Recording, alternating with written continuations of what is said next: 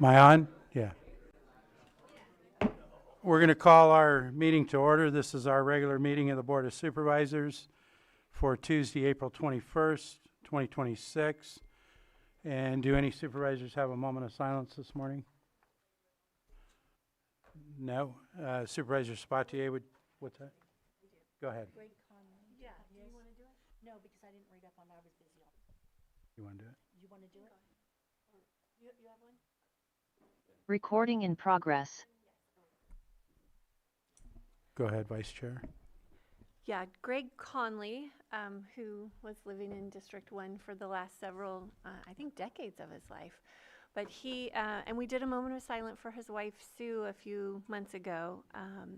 They lived in Vallejo and had a summer place in Pine Grove, and were a really important part of the summer community. And then when their kids were in high school, they decided to relocate to Lake County full-time, and they built a sweet little house in Cobb.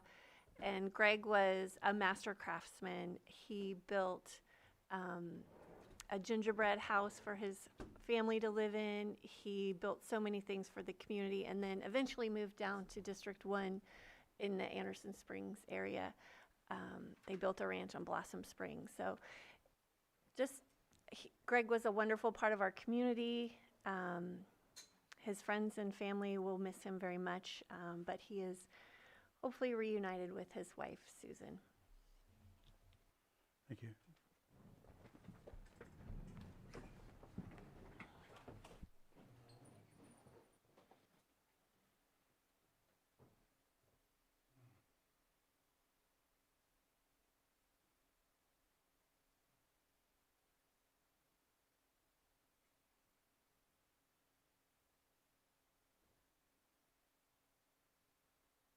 Thank you. Supervisor Spatier, would you lead us in the pledge? I pledge allegiance to the flag of the United States of America and to the republic for which it stands, one nation, under God, indivisible, with liberty and justice for all. Thank you. Do we have any extra items not posted on the agenda today? Okay, there are none. And we're going to move on to the approval of the consent agenda. I understand that there's a request to pull item 5.10, 5.10. Anything else from supervisors? No? Yeah, at this moment, I'd like to pull 5.3 just for clarification on amounts. 5.3. And anybody in the public that wishes an item, please come forward and state your name.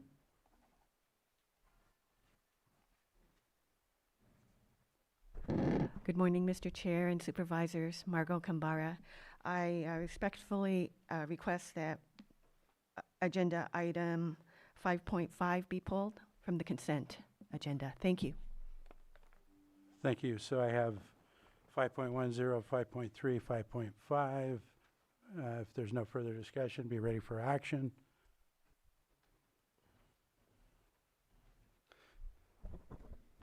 I move to approve the consent agenda with the exception of the items just stated by our chair. Second. I have a motion and a second. All in favor? Aye. Aye. Opposed? That motion carries 5-0.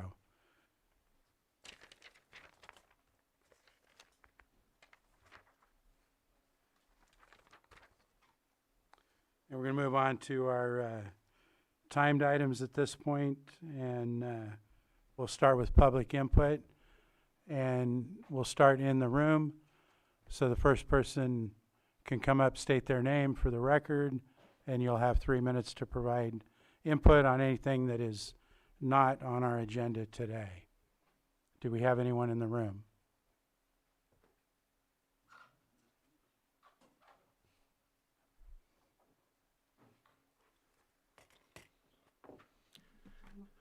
Good morning, I'm Steven Zerker, and I live at Sterling Shores Mobile Home Park. It's been a couple weeks since I was here. My wife's out in the rain. She was going to be here too, but oh well. We understand you're working on a strong rent stabilization ordinance for the mobile home park owners, and hopefully we get to see it go into effect pretty soon to protect us And I came today so we could remind you about how important it is to pass this RSO, as well as a moratorium on the mobile home park pass-through fees, which back to January 1st, if we could do that retroactively. Ours is going up $60. We're already paying it. There's some mobile home parks now paying $300 more as a pass-through fee just for this year. It's open-ended, so we'd like to see that ended. But we know you're working on it. Rumor has it it's being worked on, and I appreciate that. So I'm basically speaking on behalf of a lot of the sick people in these parks and elderly. Some of them are pretty sick. One of them's in a nursing home right now because she can't make it, so. I'm speaking on behalf of them because they're pretty needy and they can't afford the exorbitant raises and the increases of their rents. So please don't forget us, and God bless you in your decision over the next month or two. Thank you. Thank you. Next person in the room. Do we have anyone else come on? Hello and good morning. My name is Ted McLight. Nice to see you all once again. I haven't been here for a couple weeks, but I don't know if you remember what we had talked about then, and that was the fact that Caritas is a nonprofit organization. Therefore, I was always under the conclusion that we would be able to see their balance sheets, what things are going for.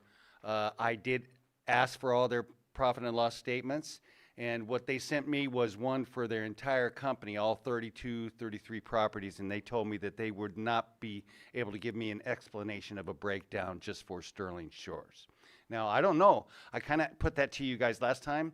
Is it feasible for us to see that, just so we can see what's actually going on and what is happening? I mean, I don't mean to give you a question, but if there is a possibility, we'd all like to see it. We'd all just like to see accountability on whatever is going on, and just continuity in what we're all thinking, and bring our thoughts back, and maybe a little bit of understanding why these places are going up so much. But anyway, I also want to thank you for working on everything. Everyone says things are in the works, and we really appreciate it. We really respect you very, very much. It takes a lot to get to where you people are right now, and we really appreciate it. And thank you very much for all your efforts. Thank you. Do we have anyone else in the room? Not seeing anyone. We'll go online.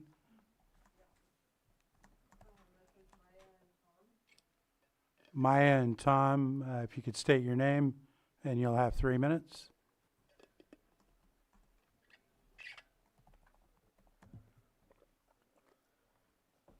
Are you there? Do we have another one?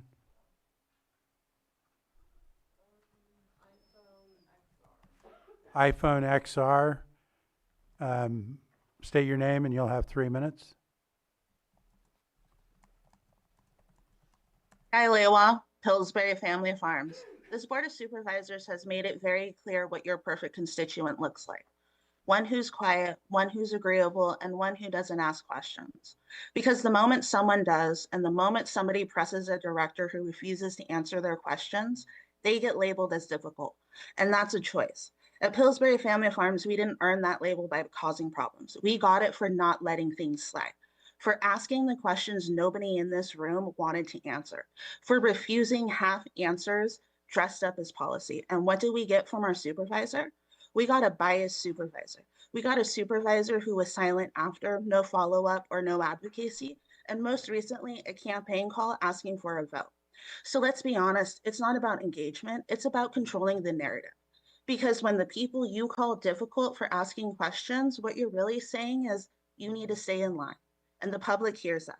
Asking questions gets you ignored, and pushing for clarity gets you labeled. Holding your government accountable gets you shut out. You as Board of Supervisors say you don't want bad actors in cannabis, and that's perfectly fine. Then why does the public have to tolerate your bad actors in government? Why are departments allowed to dodge questions, stretch their authority, and never be told and held to the same standards that you expect from us? And let's talk about public comment. We're told to submit it, be detailed, and bring evidence. And then we hear, I didn't have time to read it. You say you want informed public input, but right now what you're asking for is participation and dismissing it at the same time. So if your goal is a path forward, let's be honest about what your path forward really requires. Does it require silence from the public or compliance without question? Because if it does, then it's a filter with control over the people. And we, the people, we are here to hold the line against bad government and its bad actors. Moleha. Thank you.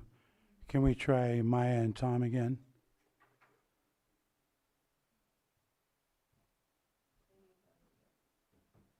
Maya, we have you unmuted. If you could state your name. You need to unmute, Maya. We're showing you muted. Mr. Chair, Yes. I can read a public comment that was provided by Worth Okay. while we're waiting, if you. Yes, go ahead, please. Okay, I have a letter here from the Worth Western Region Town Hall submitted by Lisa Benavides.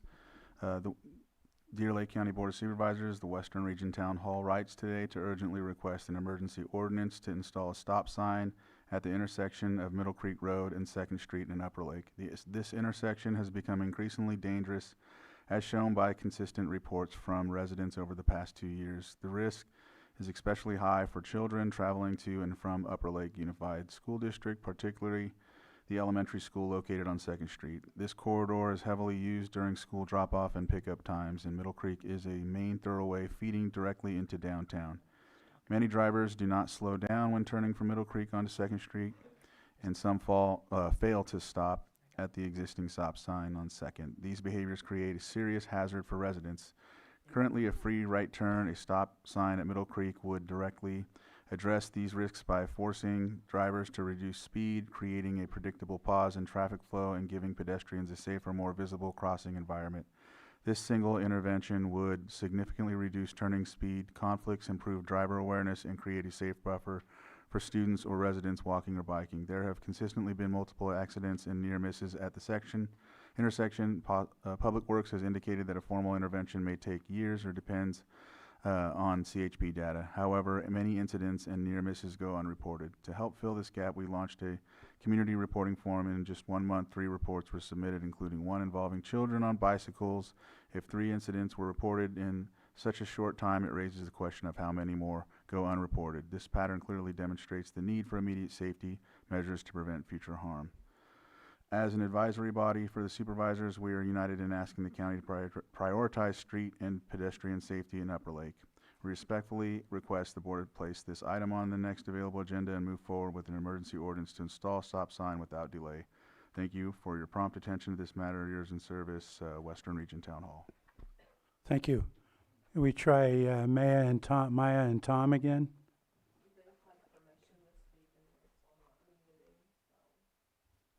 Yeah, you're one more chance, Maya and Tom, if you can unmute. Was there anyone else online? No. Okay. All right, we're going to go ahead and close public comment. Maya, you can feel free to send us a message at this point. So we're going to move on to our 6.2 903 item, Pet of the Week, which I don't believe we have today. So we're going to pass on that item. I think you ruined Tom's day. Yeah. Move on to 6.3, which is our 904, new and noteworthy at the library. Do we have our librarian online? I'll turn it over to you, Mr. Veach. Thank you. Let me just get set up real fast.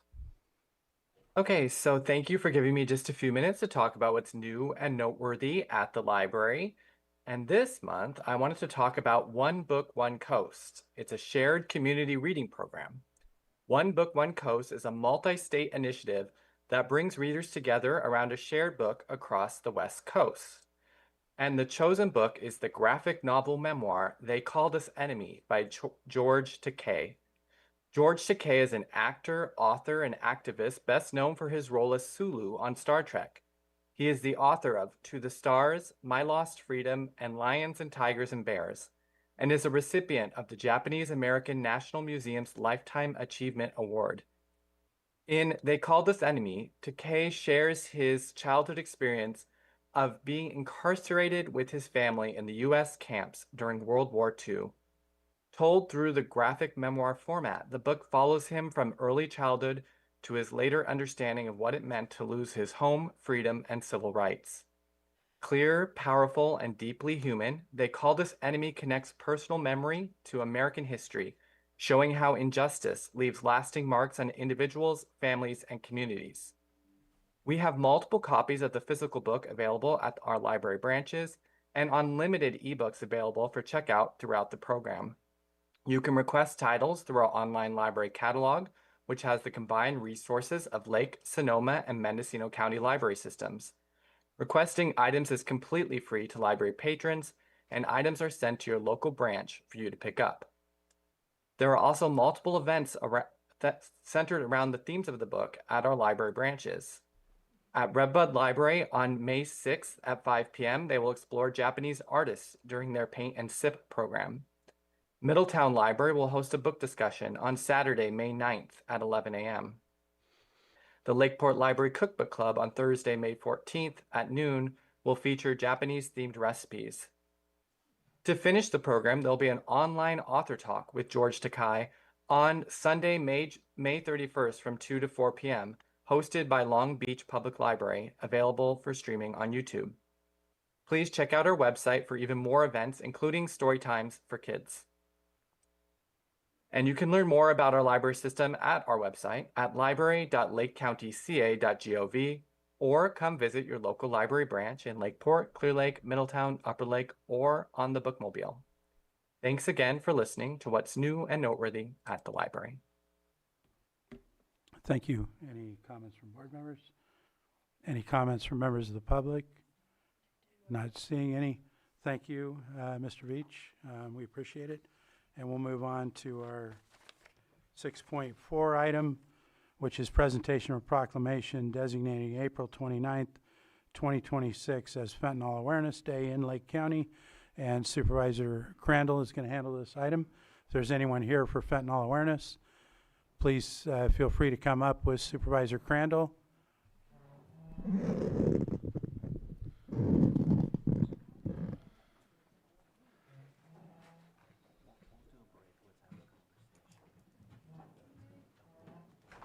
Thank you.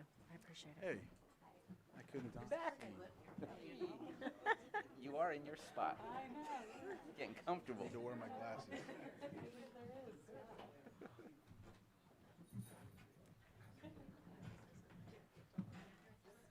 You could stay whatever you want. So while everyone's coming up, Use my microphone. I have to say something. I appreciate this doing this proclamation for fentanyl, but because I was asked, I also have to say something that I think is important. I know fentanyl is the most harsh of any substance out there, but I really truly feel like meth is the gateway to this. In a lot of instances, meth flies under the radar, and as a result, this ends up being laced or something like that. Meth is like, because it's cheaper, it goes under the radar, and we concentrate on all the the other things. But I want to say that this is very important, and I'm not trying to diminish this, but I really wish that the government, the law enforcement, Attorney General would concentrate also as thoroughly on meth as well, because I feel like it plays a giant role in fentanyl as well. So sorry for that. I had to say that because I'm really passionate about that as well. Meth is horrible. Not as horrible as this, but I just had to say it.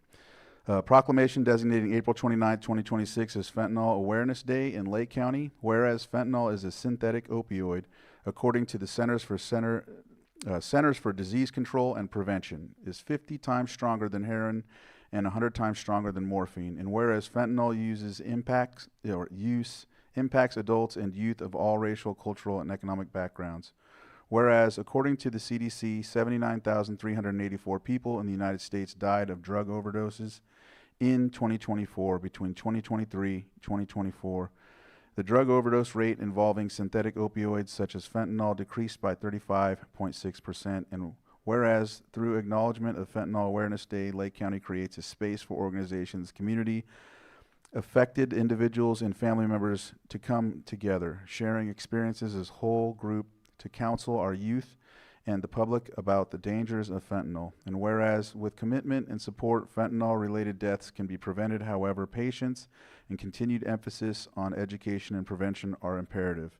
And whereas while expanding access to fentanyl test strips and the emergency overdose reversal drug naloxone is key to reducing fentanyl use, poisoning, and overdose, the stigma that surrounds drug use, addiction, and overdose often makes it difficult for communities to implement these measures and effectively address the opioid crisis. And whereas today, Lake County joins all those who have been affected by fentanyl use in spreading awareness of its harm and reminds community members that anyone can save a life by educating themselves on the signs of overdose, learning how to administer naloxone, and calling 911. And whereas the Lake County Board of Supervisors and Lake County Health Services Department and its Safe RX Coalition urge all citizens, families, governmental agencies, public and private institutions, businesses, healthcare, education systems in Lake County to support efforts that will increase community awareness, understanding, and action to address fentanyl use in our communities. Now, therefore, be it proclaimed, the Lake County Board of Supervisors does hereby designate April 29th, 2026 as Fentanyl Awareness Day in Lake County. Passed and adopted this 21st day of April 2026. Signed, Brad Rasmussen, Chair of the Board of Supervisors.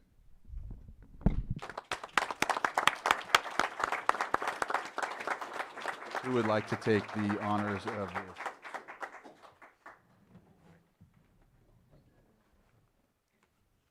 Good morning, members of the board and community members. My name is Mary Gross, and I'm the Health Services Program Coordinator for SafeRx at Lake County Health Services. Today, we designate April 29th as National Fentanyl Awareness Day. On this day, we honor the lives we have lost to fentanyl overdose while standing united in our commitment to prevention, education, and action. In our rural county, the impact of fentanyl has been deeply felt. These are not just statistics. They are our neighbors, our friends, and our family members. Behind every loss is a story, a life, and a community forever changed. Illicit fentanyl is potent, unpredictable, and continues to devastate communities across the country. That is why it's critically important that we continue to educate our community and support those experiencing substance use with compassion, dignity, and accessible resources. While this day carries weight, it's also about hope. It's about breaking the silence surrounding substance use, reducing stigma, and ensuring that help is available to everyone, no matter where they live or what their circumstance might be. Here in Lake County, we've made meaningful progress. Through collaboration and dedication, we have seen overdose rates decline over the past 5 years. This progress shows us that prevention works. Harm reduction saves lives, and community partnership matters. SafeRx is proud to be part of that effort. We're currently maintaining 8 Narcan newsstands throughout the community, providing free, accessible naloxone 24 hours a day. These stands are a call to action for all of us, to look out for one another, to carry naloxone, and to be prepared to save a life. I also want to be clear, the only thing Narcan enables is breathing. We also recognize that the burden of overdose is not felt equally. Marginalized communities in our region have been disproportionately impacted due to systematic racism, discrimination, and failures to provide equitable resources. Addressing this requires intentional, culturally responsive efforts that are community-led and rooted in equity. I want to thank our dedicated coalition partners and community organizations for their tireless work. Together, we're expanding access to life-saving tools, treatment, education, and continuing to build a healthier, more compassionate community. While we cannot undo the losses we've experienced, we can honor those we've lost through action by continuing this work, strengthening partnerships, and ensuring that no one's left behind. On behalf of SafeRx Coalition and Lake County Health Services, I thank the board for recognizing National Fentanyl Awareness Day and for your continued support in advancing efforts that do save lives. Thank you.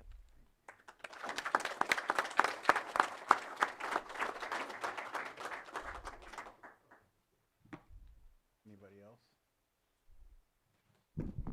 Just one quick other, you mentioned something that I really appreciated.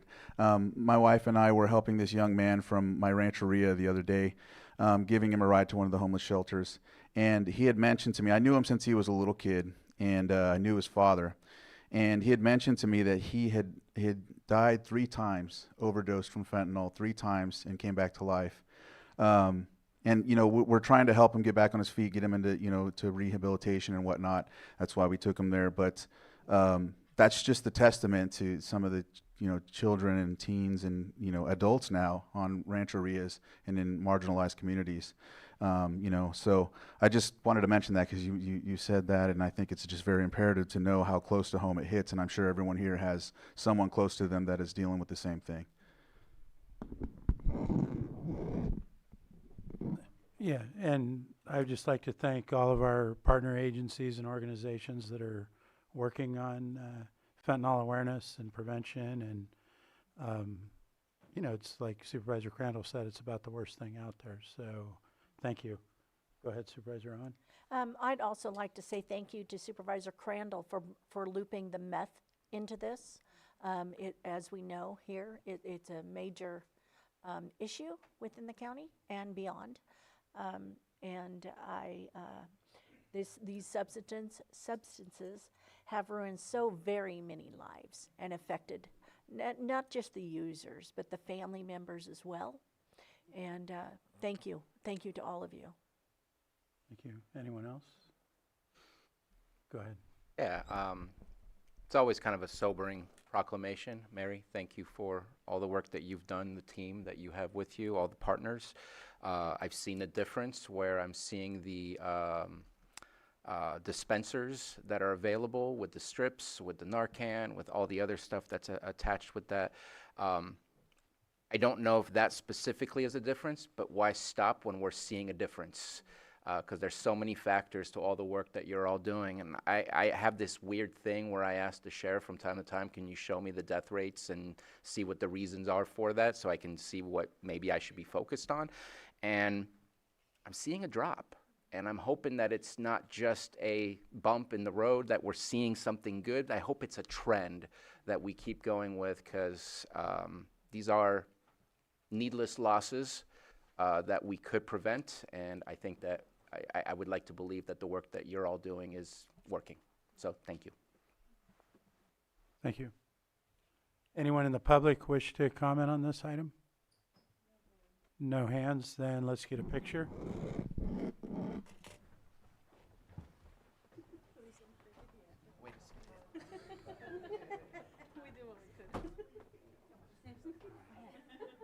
I was going to stay right up here.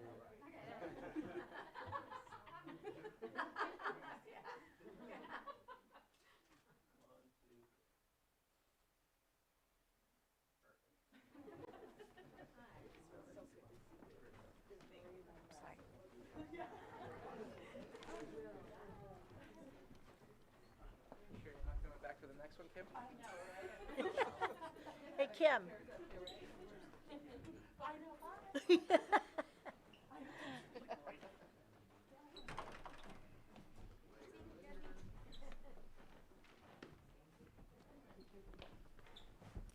And we'll move on to our 6.5, 9:15 item, presentation of proclamation designating May 2026 as Wildfire Community Preparedness Month in Lake County, and Vice Chair Pyska will handle this.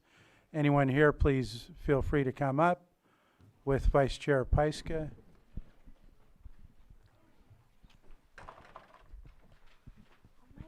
People, yeah, come on here. Oh, I didn't see you, John. Hi.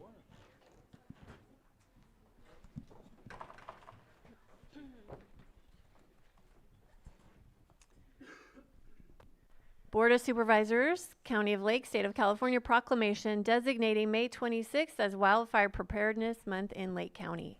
Whereas wildfire significantly impacts Lake County's environmental, economic, and social well-being and can occur during any month.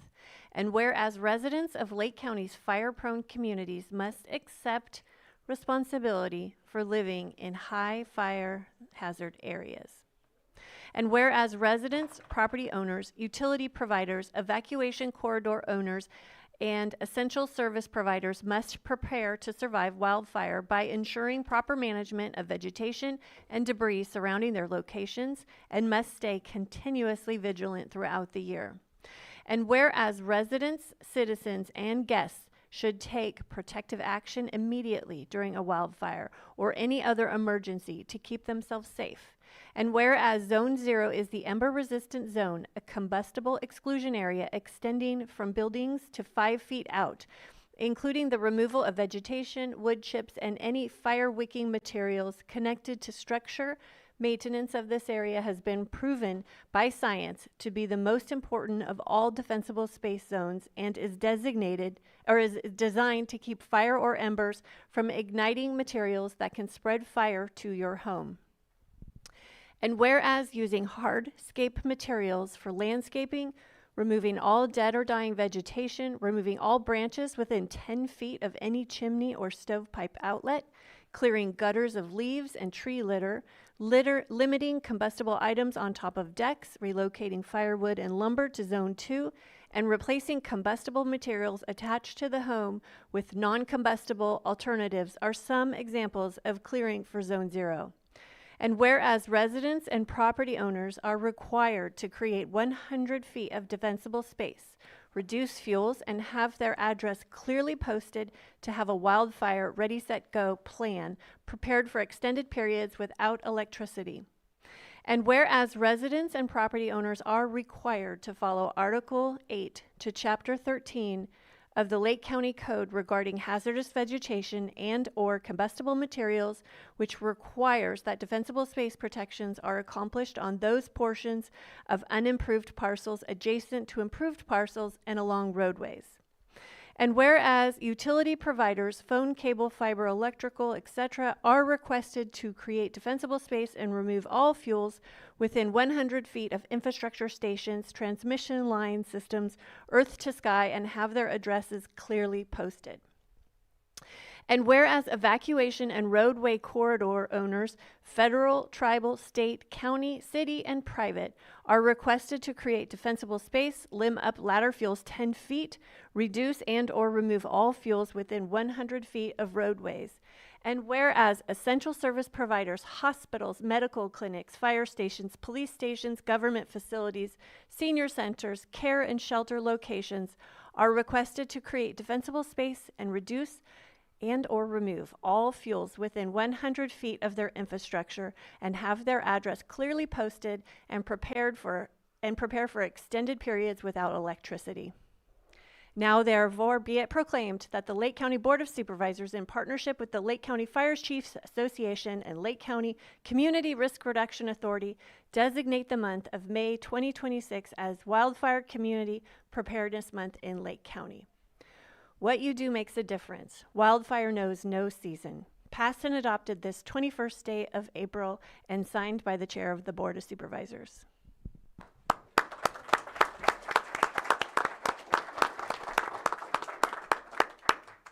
And I want to introduce you to the most assertive people that I know. So the most members here of the Konocti Fire Safe Council, which is one of our new Fire Safe Councils, which covers all 4 HOAs of the Riviera, everywhere in between, goes up over Mount Konocti, and is starting many more Firewise communities all over. We have our spark plug in chief, John Knoll, here. And then later this week, on Friday, we have our Firewise Summit. And of course, our biggest advocate of all, Chief Duncan. So thank you all for the work that you do. We have fundamentally changed Lake County in the last 10 years, and we've done this work together. And we've brought in millions and millions of dollars of state and federal grants to work on wildfire preparedness projects, fuel reduction projects, PG&E grants, all kinds of grants. So I just really want to thank all of you from the bottom of my heart for everything that you do to keep our community safer. I'd like to say thank you specifically. Support of the board has been huge, but support from you is huge. We, as Lake County and a population of 60,000 at max, just punch way above our grade. And when we're mentioned on, and you speak at the federal level on this stuff, advocacy you have around the state, and we serve an example of how people need to recover and be resilient and address these things that we see on a regular basis. Just huge. So thank you.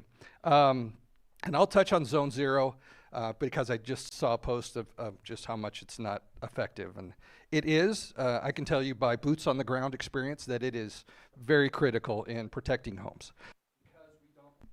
Sorry. It's because we don't have 1,000 fire trucks to protect every house. A house has to stand on its own. So if a fire comes up and bumps around the house, it needs to stand without a fire truck there. So that is a huge reason, and I'll just touch on that again. The Zone Zero, house 5 feet out, getting those gutters cleared out, no vegetation touching the house. So that's it for me. Anyone else? John? Why me? Huh? Thank you. Well, what they're saying couldn't be more true. And tragically, history has proved it for us and continues to prove it. And I don't know if you've noticed, but fires and fire season isn't getting any better. It continues to escalate by leaps and bounds to the extent that we've never seen. I spent 35 years in the fire service. I can't even comprehend what Chief Duncan and everyone else is up against today. He mentioned something important. We need to pay attention to Zone Zero. It's up for debate right now in the Board of Forestry and CAL FIRE, and they're having their next meeting this coming Thursday. And the proposal for Zone Zero is not what you just heard. So we need to pay close attention, and we need to recognize that no matter what it ends up being, that's a minimum. And we need to maximize all of our efforts as we go through this process. And that's what we're trying to do with the Canocti Fire Safe Council, because we recognize we've got to prepare for wildfires if our lives and properties depend on it, because they truly do. So thank you.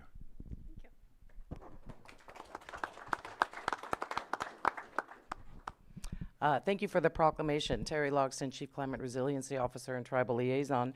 And I just wanted to let the public know that after the adoption of this proclamation, the Lake County Community Risk Reduction Authority will be issuing a press release on behalf of the County of Lake and both cities of Clear Lake and Lakeport to talk about why it's important, a little bit more information, as well as giving information from CLERC, the Clear Lake Environmental Research Center, which offers a free chipping program countywide, and the Lake County Resource Conservation District, or RCD, which offers a mobile tool cache that they will bring to your house and show you how to use the equipment to maintain defensible space. So look for that press release in local media soon. Great, thank you.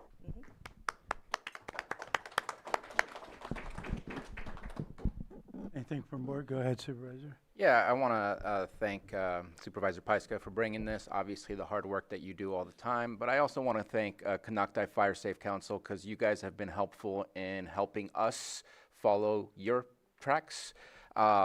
With the Redbud Fire Safe Council that's begun, we have Cindy that's helping us as well. So she's kind of stealing all your good ideas and letting us know what you've learned, which is great for us. It gives us a great advantage.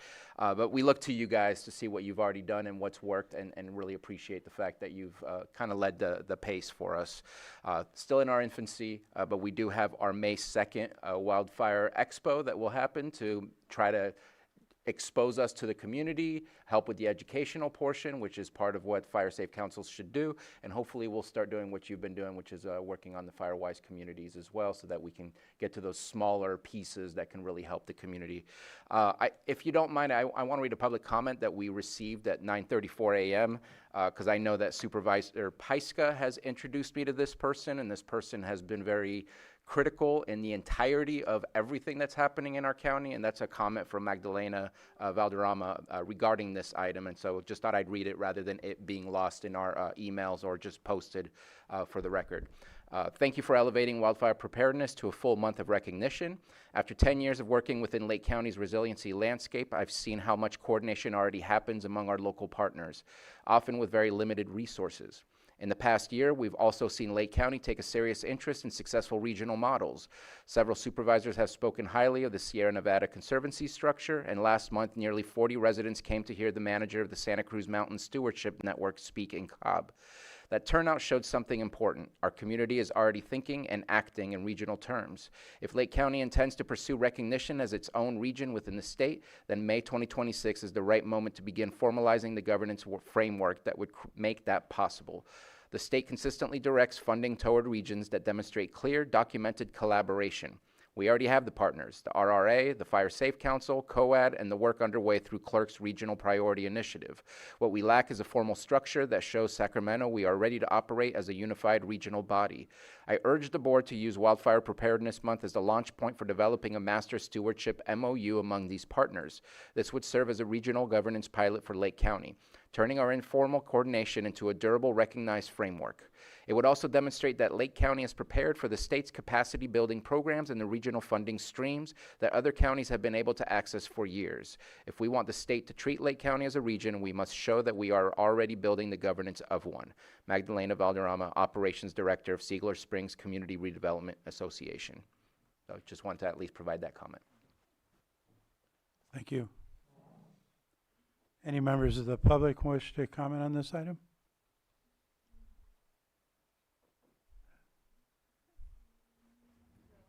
No hands?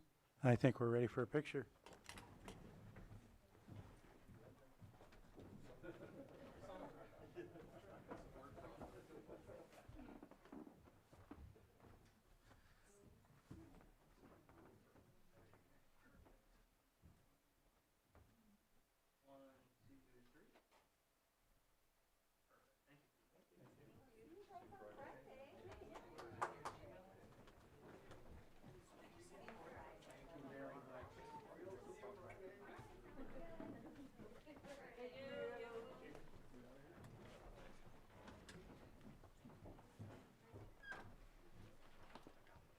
And we're going to move on to our 6.6 9:30 item, which is a presentation of public risk innovation solutions and management, PRISM, on casualty market cost drivers and primary coverage changes related to risk management, and B, consideration of direction to staff to provide notice to PRISM regarding the County of Lakes primary liability coverage. And turn this over to County Council. Thank you, Mr. Chair, and I just want to Come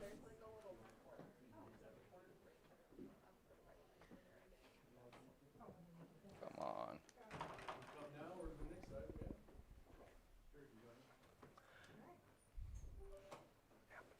And I just want to confirm with the clerk of the board if she received the slides that I just sent over a few minutes ago via email. It's the PowerPoint slide. There's the same ones. Yep. So thank you, Mr. Chair. So coming out of the June 24, 2025 budget hearing, in which some of your board members, members of your board, had questions regarding the county's participation in PRISM, and also as a supplement to the January, the County Council's presentation at the January 27, 2026 governance workshop, we have Chief Executive Officer Gina Dean from PRISM. And next to her is the Executive Director of Golden State Risk Management Authority, Scott Shimke. And CEO Dean will present an overview of the County of Lakes participation in PRISM, which is a member-directed risk-sharing pool serving the several California public agencies. Executive Director Scott Shimke is also here to address any of your board's questions regarding the anticipated changes in the county's third-party liability coverage under this risk-sharing pool. So I'll hand it over to them for the presentation. Thank you. Go ahead. Good morning. As Lloyd said, I'm Gina Dean. I am PRISM CEO, and thank you for taking time to talk about your insurance coverages with us this morning. We really do appreciate it. PRISM is a risk-sharing pool made up of counties and other public entities here in the state of California. We're a governmental entity just like you. We are not a private profit-seeking business. We are a JPA. We came together back in 1979. We were formed by the counties here in the state of California to provide insurance coverages and have grown quite a bit since 1979. But our mission is still the same, provide the lowest cost coverage and broadest coverage that we can to our members. We are not traditional insurance. We are a risk-sharing pool. You contribute funds to fund your insurance claims, the administration, the claims adjusting process, and then a lot of services as well to help reduce and prevent losses in the future. You participate in many of our insurance programs. In fact, I think we probably do all of your insurance coverages at this point. You were one of our founding members back in 1979. We started with workers' compensation coverage and then added liability, property, and health most recently back in 2011. That's health insurance for your employees. The cost drivers are generally based on your exposure, and we measure that in different ways depending on the insurance program. That can be payroll, it can be your property values, but it's the exposure that you present to the coverage. We have to pay insurance premiums as well. We don't self-fund everything. We do buy excess insurance and reinsurance. So we do have funds that we collect from you to fund the catastrophic coverages that you purchase. For our pooled layers, we collect premium from you up front at the beginning of the year, and we know we won't be paying all the claims on day one, and so we can invest that money and give you an upfront premium discount based on our anticipated investment returns. Your county performs very well. This is a comparison of your county compared to the other counties in our liability program, and your loss rate and average cost per claim are really good. But that doesn't mean you don't have exposure to losses. We are in a risky business, right? We have officers on the street, we have roads that people drive on, so we do have exposure regardless of our past loss experience. We do have potential for future, and that's why we collect insurance premiums and try and fund that risk. We also live in a very litigious society, and so what happens in the legal environment impacts our claims going forward. Social inflation is a term you may have heard. That's essentially the cost of verdicts and settlements that have taken place over the last number of years. It used to be, settlements were, a large settlement was $1 or $2 million. That's a lot of money. Now settlements are 10, 20 or more millions of dollars. And, not just in California, but across our country. And there's many reasons for that. There was a big backlog of cases coming out of COVID, and so we've seen a lot more of the large verdicts recently, but that isn't just a COVID thing. It really is a matter of our claims coming to fruition. This is a slide shows public sentiment towards lawsuits over the last few years. And just a few years ago, 90% of people thought that there were too many lawsuits here in the U.S., and that's down to 56%. That's a pretty dramatic shift.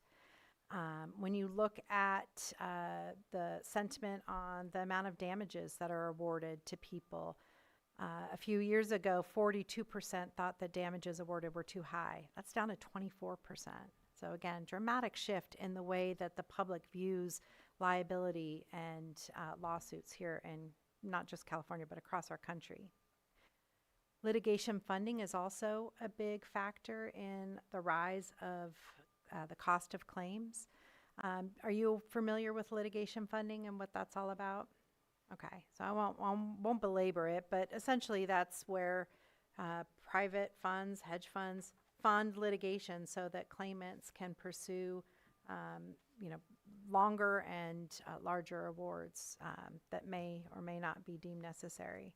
And when they asked law firms whether they were more likely to utilize litigation funding, almost 70% said they are more likely to use litigation funding going forward. And then there's our jurisdiction, which is also a problem for us here in California. Over the last several years, California has been considered the worst jurisdiction for litigation and the cost of litigation. most recently, the most recent study showed that Los Angeles in particular is bad. This particular organization, they produce a publication, they call it Judicial Hellholes, so pardon my French there. But they boil down the cost of litigation to what they call a tort tax. So the cost per person in the state as a result of runaway litigation. And not just in LA, but in California across the board, they estimate that it's almost $2,500 per person is what litigation costs us, and lawsuit abuse. So that's the bad news. You are part of an organization that isn't just standing still and paying out claims. We are doing a lot to try and reduce your cost of claims going forward. We try and make sure that the insurance that you're purchasing is structured to be the most cost-effective and broadest coverage that we can provide for you. We are very assertive in our claims administration, trying to defend claims and settle where it makes sense. And we work very closely with your county on those matters. We also are doing a lot of data and analytics to help identify where claims are coming from and then help try and prevent them going forward. We have a risk control staff of 12 people that specialize in risk mitigation that are available to assist you, along with a lot of other services that are available, whether it's training or other kinds of resources to assist you. We are also getting much more involved in legislative efforts to try and hopefully impact some tort reform this year. That's our hope, because we think that the current legislative environment is just not sustainable. Your liability premiums have gone up dramatically year over year, almost 20% for the last several years. And that also is just not sustainable. We know that. So we are doing everything we can to impact legislative change. We have very long-term relationships with most of our reinsurance partners, and that makes a really big difference in how much they charge us for premiums. If they know they've got a large volume of coverage that they can sell to your pool, and that we will be here to partner with them year after year, we get a price break for that, and we get better coverage in addition to that lower price. So those long-term relationships do make a difference. When I talk to reinsurers and they tell me that, you know, we are some of their longest standing clients and they appreciate that relationship, that translates to dollars for you all, and dollar savings. So that's important. And then lastly, we established an insurance company that you all own. It's a captive insurance company, meaning we've set up this insurance company domiciled in the state of Utah that you all own. It only provides insurance coverages to your pool. And so it's a really good tool to help enhance our investment earnings, which ultimately reduces your risk. So when we can anticipate higher investment earnings, we give you a discount up front. Over the last 8 or 9 years that we've been utilizing this captive insurance tool, we've been able to save our members over $100 million in premium savings by utilizing that tool. So that's been a big deal for us. This last year, our interest earnings was over 7% utilizing the captive. So again, saves you money. There are things that the county can continue to do as well to help reduce your costs. Continuing to utilize risk prevention tools, accessing the services that are available to you to help reduce your risk going forward. We strongly recommend that you continue to fund for risk control within your county and risk prevention measures, whether that be preventing injury to your employees or preventing injury in your community. Those are all things that we hope you stay current on. We also recommend that you continue to vigorously defend claims that are defensible.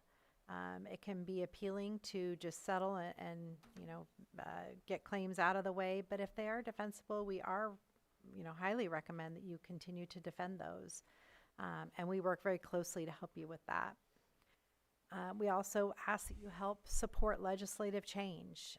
We oftentimes are reaching out to our members asking for support in terms of letters or sometimes even speaking to the legislature. So we ask that you continue to support that as well. And then lastly, and maybe most importantly, help educate the public on the cost of claims here in your community. The cost of claims, whether it be settlements or verdicts, that translates to your dollars, your taxpayer dollars. It's not just some insurance company out there that's paying those claims. At the end of the day, it's your taxpayer dollars that go to fund that. And so we ask that you continue to help educate the public on where that money comes from.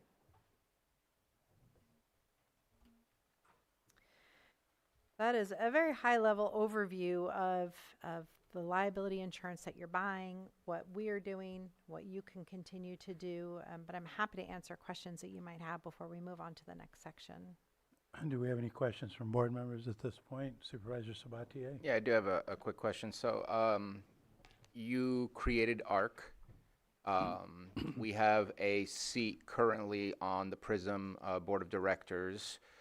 What does that look like for ARC? Is that completely separate? Do we not have a seat there, or is it going to mimic similarities? And my last question for that one is, what allows them to invest better than what you're currently investing in?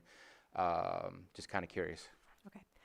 So ARC does have a board of directors. It's comprised of 7 individuals. Mr. Shimke here to my left serves on that board. I do as well. We have 3 other PRISM members that serve on that board. We have to have a Utah resident serve on our board. And so you don't have a seat directly, but the PRISM board gives direction to the ARC board on how to proceed. So indirectly, you do have input. As far as the investments go, ARC is a individual corporation. It's not a public entity in the state of Utah. And so they are not as restricted in terms of the way that investments can be made. The PRISM board gives direction to the ARC board on investments, and we have set up limitations so that we can't just go invest in things that we wouldn't invest here. We are a little more aggressive in our investments, although I would say the ARC portfolio is still extremely conservative. We do have a small portfolio of equities, which we're not allowed to do here in California, but we can there. And we try and match up our investments to the payouts. Insurance payouts, insurance claims payouts are much different than county's cash payout requirements. So we can invest longer and take advantage of higher interest returns, although I will say our investment portfolio is still quite conservative. We have an investment advisor that manages those claims or those investments for us. That is an investment advisor that does a lot of investments for other public entities here in California. We ourselves use the same investment advisor at PRISM, so we feel like we've got a very good handle on those investments. And as I mentioned, the investment returns equate to premium savings for you. When we earn more at ARC, we discount your premiums up front in anticipation of that. So it's been a really good tool for us to save you all money. So it has a similar setup as, and maybe I'm speaking in something that you might not be aware, I think you probably are. Smart Easy Pay was a corporation that was created out of CSAC. They're following government-style rule of investment, but they don't necessarily have to. You're doing similar work in the sense of staying in the safety zone of investment, but you could, as a private corporation, be able to invest in a much riskier way if there was such a decision by the board of directors. Yeah, I'm not familiar with that organization, but it does sound similar. Okay, thank you. Yeah, you're welcome. Any other questions? I think we can move on. Okay. The next section is talking about your primary liability coverage. Lake County started to purchase first dollar liability coverage through PRISM back in 1998. I don't know if many of you remember Baird Anton. He was the driver. He was Lake County. supervisor and was very involved in setting up our primary liability coverage back then. So you have been purchasing first dollar liability coverage from us since 1998.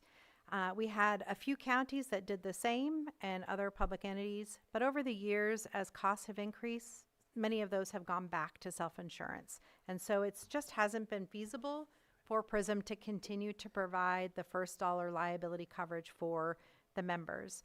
Most of our members are self-insured. Can I just interrupt? This is still the same item, because in this item, they talk about how liability is being changed over. The next item is just a resolution for PRISM. That's a weird. Yeah, I was overhearing it, just thought I'd interrupt. All right. Sorry, I got ahead of myself. No, because in the presentation, we have an amendment for PRISM, which is just an amendment of board members. That's a separate item. Oh, I okay. believe you're talking about the continuation of the presentation that I reviewed on here, which talks about how one of the programs is being eliminated from PRISM. Yes. And that's that, yeah, we're still on that item. Okay. All right. Thank you. Go ahead. All right. Move on to the transition or I don't have the agenda itself in front of me, so I'm not sure what the resolution is that you're. Well, we have. Resolution is simply some changes to get rid of the word insurance and Oh, other things. okay. The transition is part of the first item, and I'm looking at Lloyd, who's saying yes, and Rick, who's saying yes. Yes, so it's sub B of the agenda item that's timed for 9:30 a.m., and that is the consideration of direction to staff to provide notice to PRISM regarding the County of Lakes primary liability coverage transitioning from where it is right now in general liability to these options, one of which we're recommending is RSMA or GSRMA. So the liability coverage is being eliminated, option is being eliminated July 1st. If the county does nothing, you'll transition to self-insurance like the other counties have done. But we have an alternative that we think is attractive for you, and that would be to join the Golden State Risk Management Authority. There are benefits to doing this. You would have the same coverage that you have now. You would continue to have, actually probably have enhanced claims administration services. Right now, PRISM outsources the claims administration to a third-party claims administration firm. Golden State Risk Management Authority handles their claims in-house, and so I believe that's an enhancement for you. Scott will talk about that a little bit more. We have transitioned our coverage over the last few years, so it's not a first dollar coverage as it was when we started back in 1998. You guys actually have a $10,000 deductible, and so by moving to Golden State Risk Management Authority, you'll be able to eliminate that deductible as well. If you do nothing, you will transition to self-insurance, as I mentioned, like the other counties have done, but that will require some administrative responsibilities that you'll need to take on. You'll need to hire the claims administration firm and contract with them to provide claims administration services. You'll have to fund for your self-insurance layer, which at a minimum would be at the first $100,000 of every claim. And so you would need to have an actuarial study to project how much you'll pay in claims for the first year and fund for that in your 26-27 budget. Transitioning to self-insurance will also require more staff time on your part to manage the claims because you will be self-insured. And so that will require more staff time and more resources. There is a third option, and that would be to buy insurance from the commercial marketplace. But I can tell you, we've tried to do some looking around, and the costs are extraordinarily higher. And in many cases, primary liability coverage just isn't available for counties. Insurance companies view that as a very high risk, and they're not willing to provide first dollar coverage. So we can do more looking, but honestly, the coverage is not going to be the same as what you have now, and the costs are going to be quite a bit higher. So our recommendation from PRISM is that you move to the Golden State Risk Management Authority. So I'll let Scott talk about his organization. Good morning, and as said earlier, my name is Scott Shimke. I'm the Executive Director for Golden State Risk Management Authority. It's a position I've held since 1988. I've been involved in this industry a long time.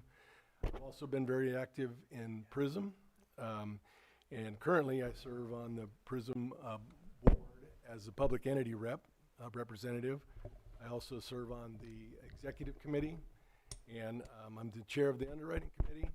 And then lastly, I am a part of PRISM ARC, the captive that Gina had spoke about earlier. So I am very involved with PRISM and understand the operation and been a part of it for a long, long time.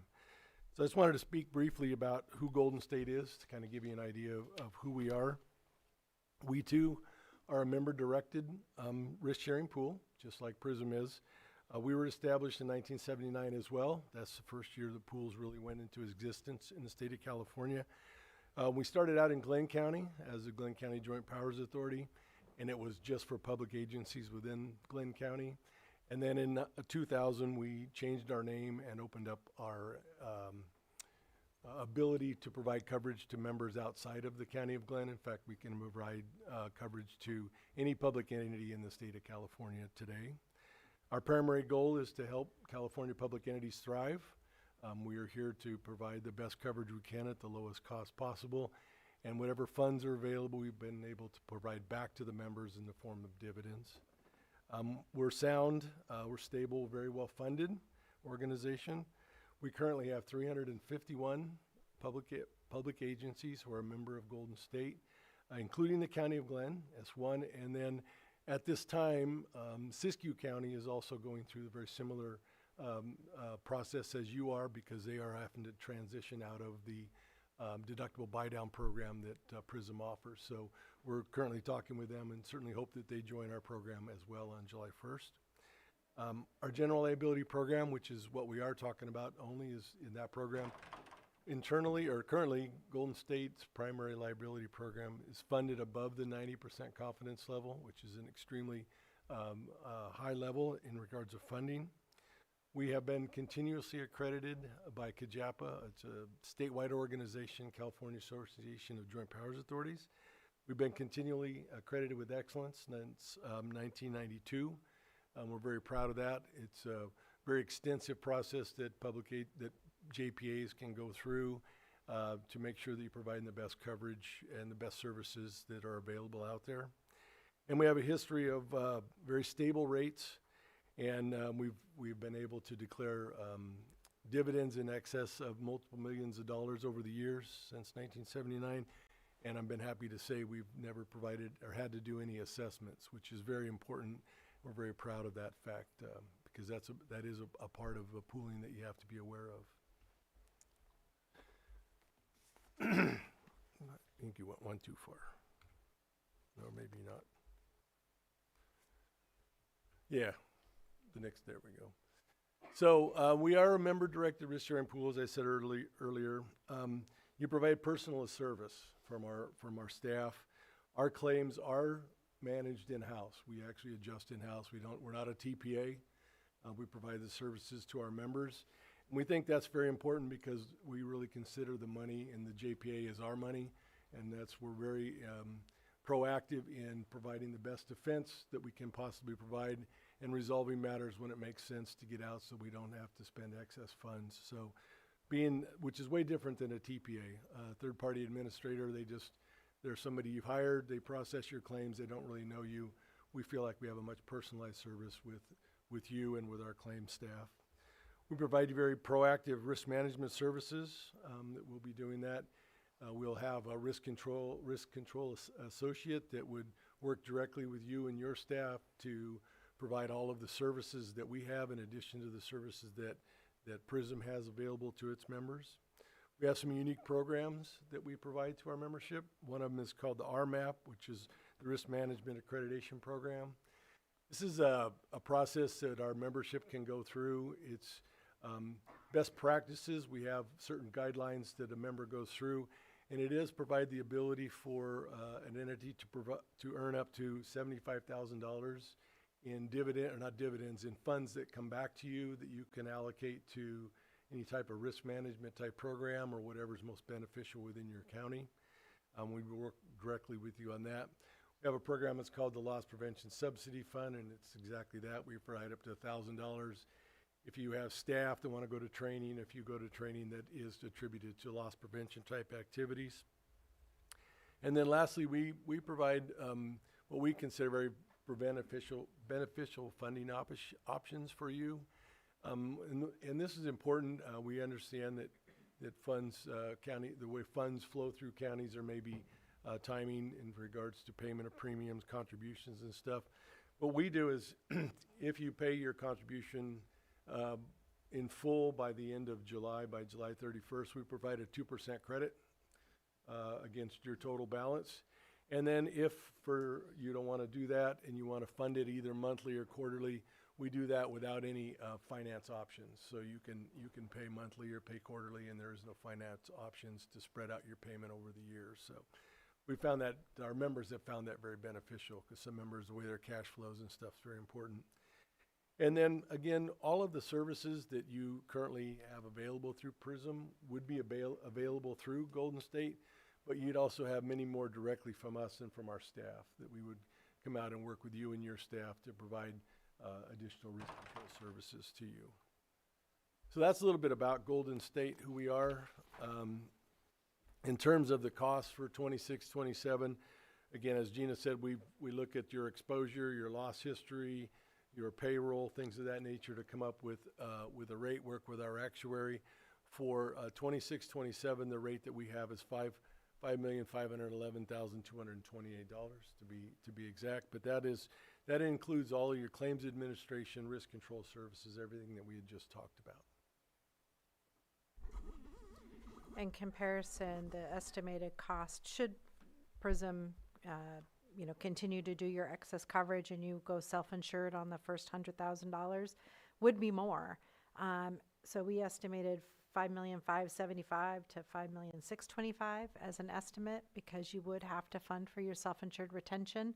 That doesn't even include the cost of the claims administration contract and other staff resources that you would need. So we do feel like this is the most feasible option for you, is to join the Golden State Risk Management Authority.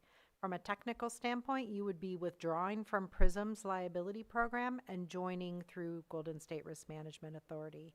So your staff is looking for direction to give us notice of withdrawal from our liability program in order to pursue joining Golden State Risk Management Authority. Our fiscal year starts July 1, so we're hoping that you'll make a final decision before the end of June. The earlier the better, because Scott does need to staff up to make sure that he's got resources in place on day one to support you. So the sooner that the county makes a decision, the better for all of us. That's all we've got on that. Okay. Any further questions from supervisors at this point? Go ahead.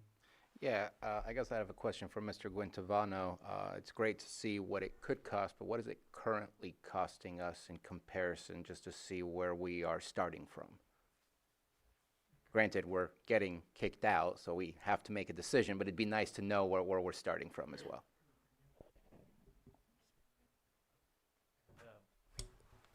So it works. We do have our risk analyst from my office, Rick Ensley here, who may be able to answer that question. Approximately, was it 6 p.m.? Good morning, Chair and Board. Rick Ensley, risk analyst for County of Lake. So our approximate costs right now are about, I'm just going to rough it, about $6 million. So this comes in where it comes in. Okay. Is that what you're asking? Yeah, and that's strange that the number, if we did self, would be lower. I'm anticipating that probably would be more. But I want to go back to something you mentioned, that right now we have a $10,000, sorry if I use the wrong terminology, copay. You said that would be eliminated. Can you be more specific? I just want to make sure it's not eliminated and turns into 50,000. It's not. Is it eliminated and it's just zero? Like, what? Can you speak to that? Yeah, through Golden State, we provide first dollar coverage, so you don't even have your $10,000 deductible anymore. It's just we do provide first dollar coverage. So what's happening is the $10,000 copay deductible that you have currently, that program's going away. So if you went straight to PRISM, you'd have to go up to 100,000 per occurrence. We provide you with first dollar coverage. Okay. And then GSRMA, if I have that correctly, It is a mouthful. is also a board-driven entity.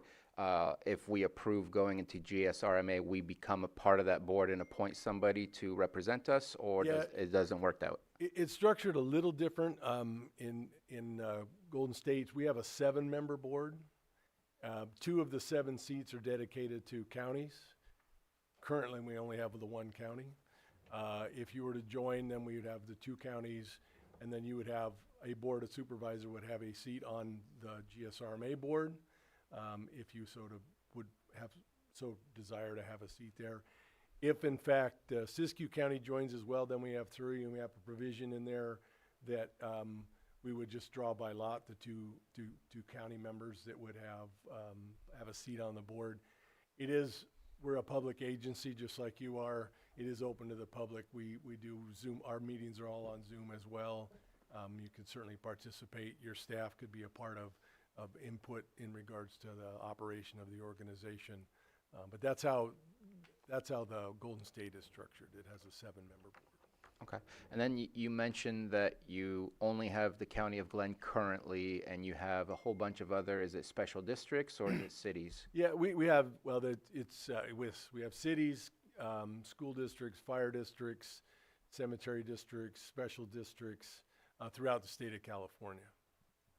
Okay. Are you seeking other counties in the sense that PRISM, this is not just a Lake County issue, this is a statewide issue?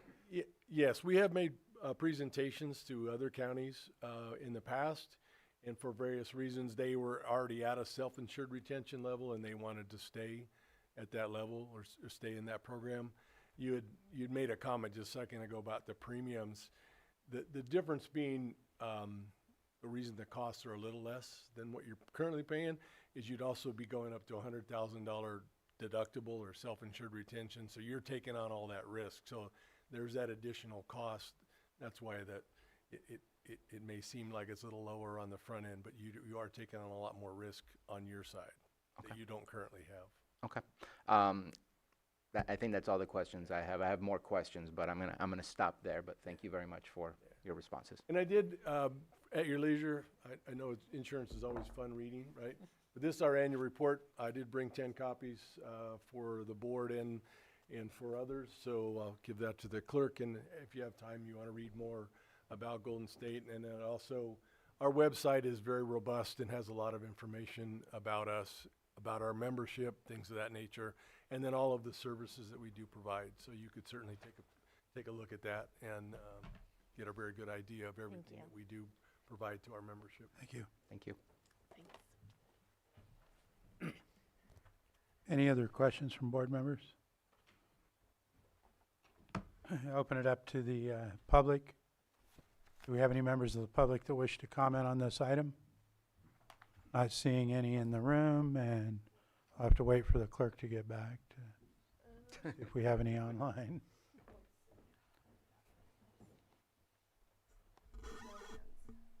No hands, so I'll close public comment and bring it back to the board for any further or possible action that we have in front of us.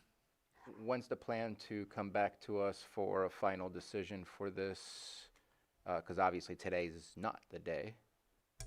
So we're hoping that certainly well before June 30, 2026, that is a goal because of the fiscal year and that is the deadline that's been stated as the transition, and the earlier we do it, the better. The first step to this would be under sub B of the recommendation, which is just to provide direction to staff by consensus of sending a notice of intent essentially to PRISM of the withdrawal. And as you can see there, part of that direction would be to notify PRISM for your board to consider at a later date joining GSRMA. And again, it would be well before, the goal is to get it earlier the better, well before June 30, 2026. Feels like we got a letter of intent from PRISM that we're getting dropped. Supervisor Pike? Yeah, I would like to see a recommendation from staff on this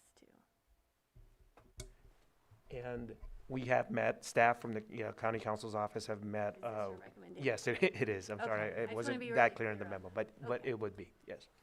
Ewan? And the administration office was also involved and heard all this, and we are also in support of the recommendation of switching over. Okay.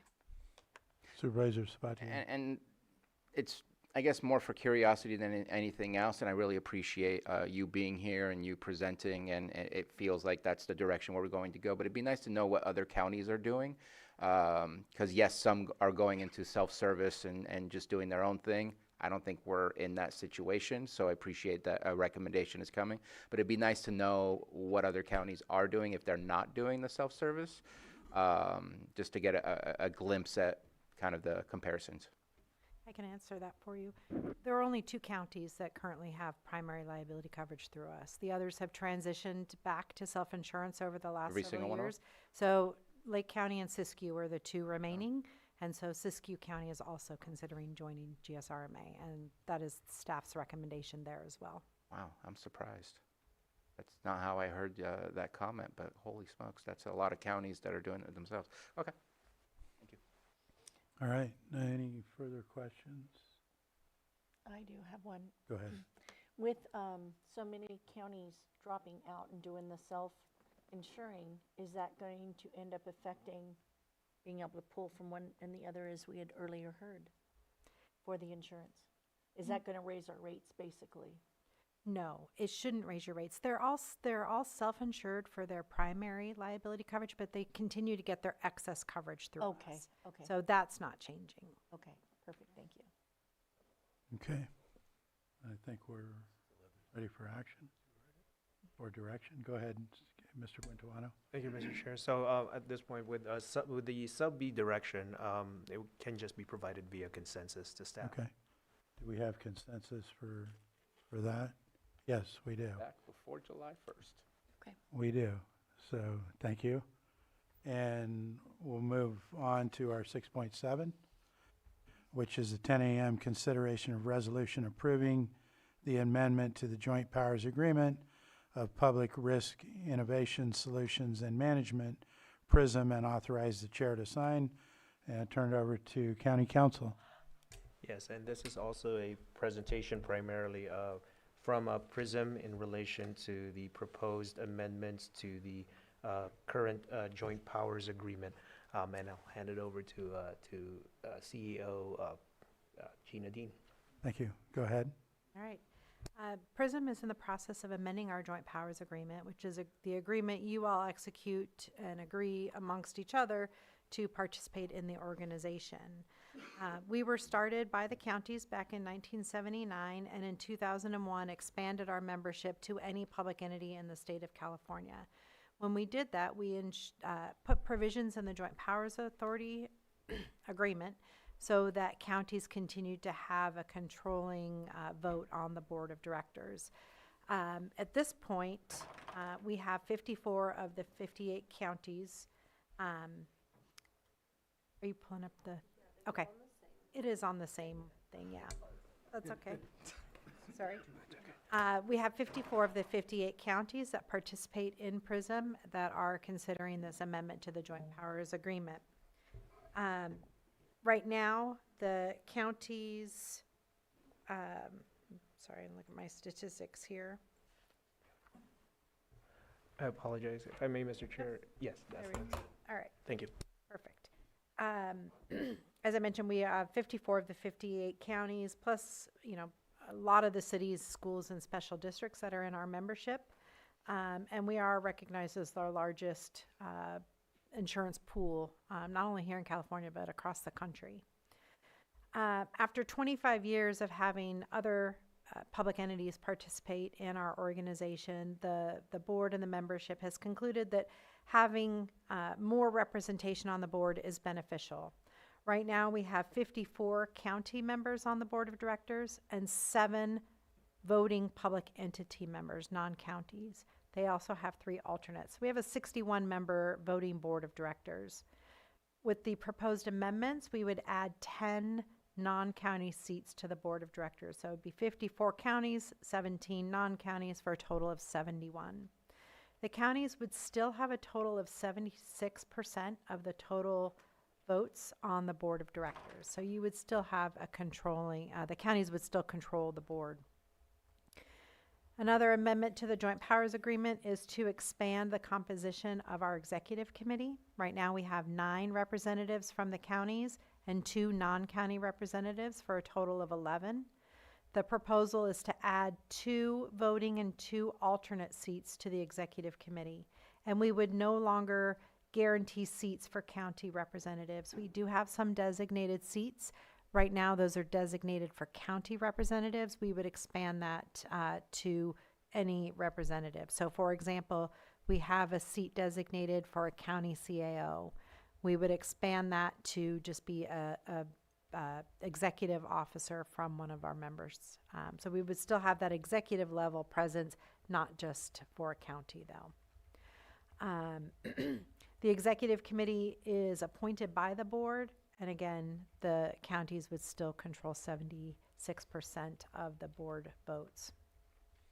There are some other non-substantive amendments to clean up our document, removing insurance throughout the document because in California we are not technically considered insurance. So removing those references. The way that we designate our coverage programs is also being amended to clean that up.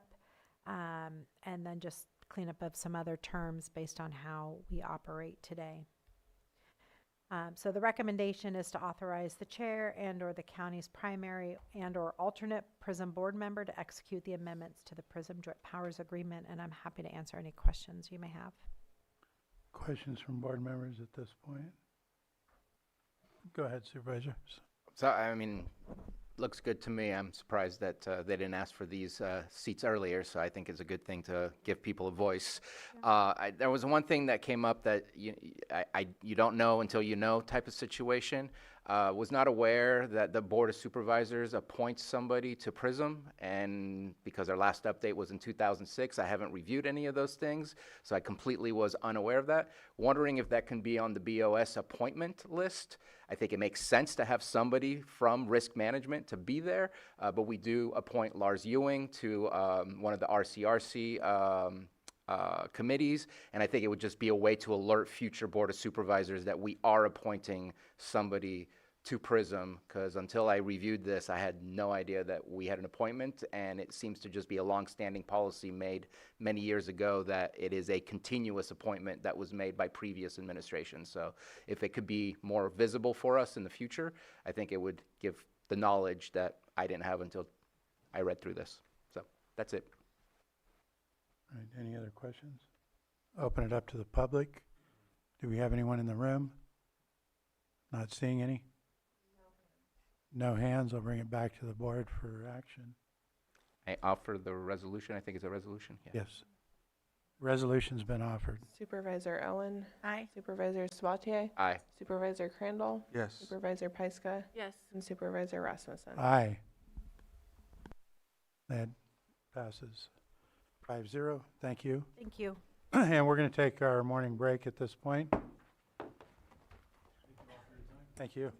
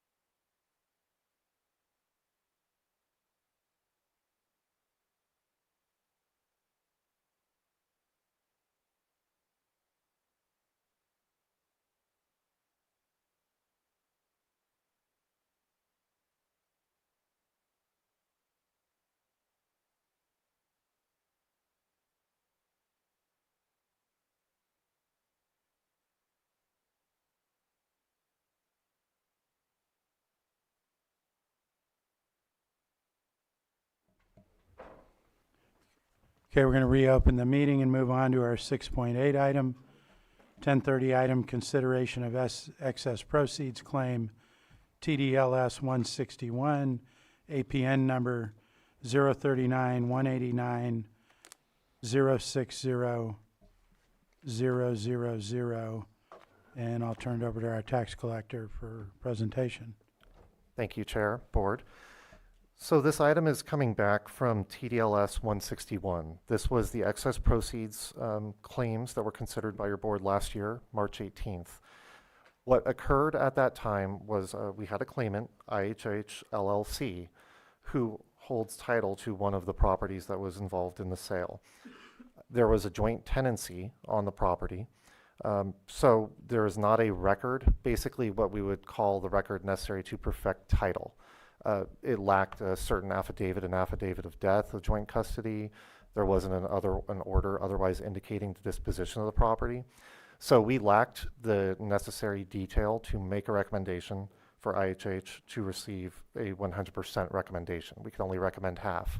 We were in contact with one of the representatives of IHH who indicated that he was going to attend the hearing. We knew he was aware of it, and he would have had the opportunity to provide additional detail.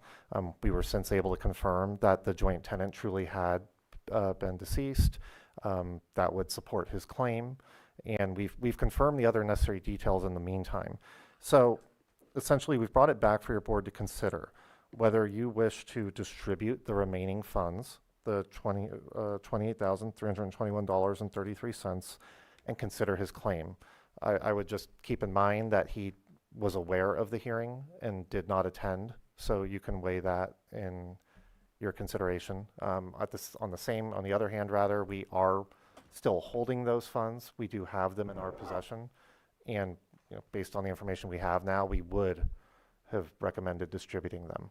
So I would turn over to your board for any questions. Vice Chair Pyska. I see that there's a hand up in the Zoom room. I'm just wondering. That's the name of the claimant. Okay. Before I move to that, is there any questions for Mr. Sullivan? Go ahead.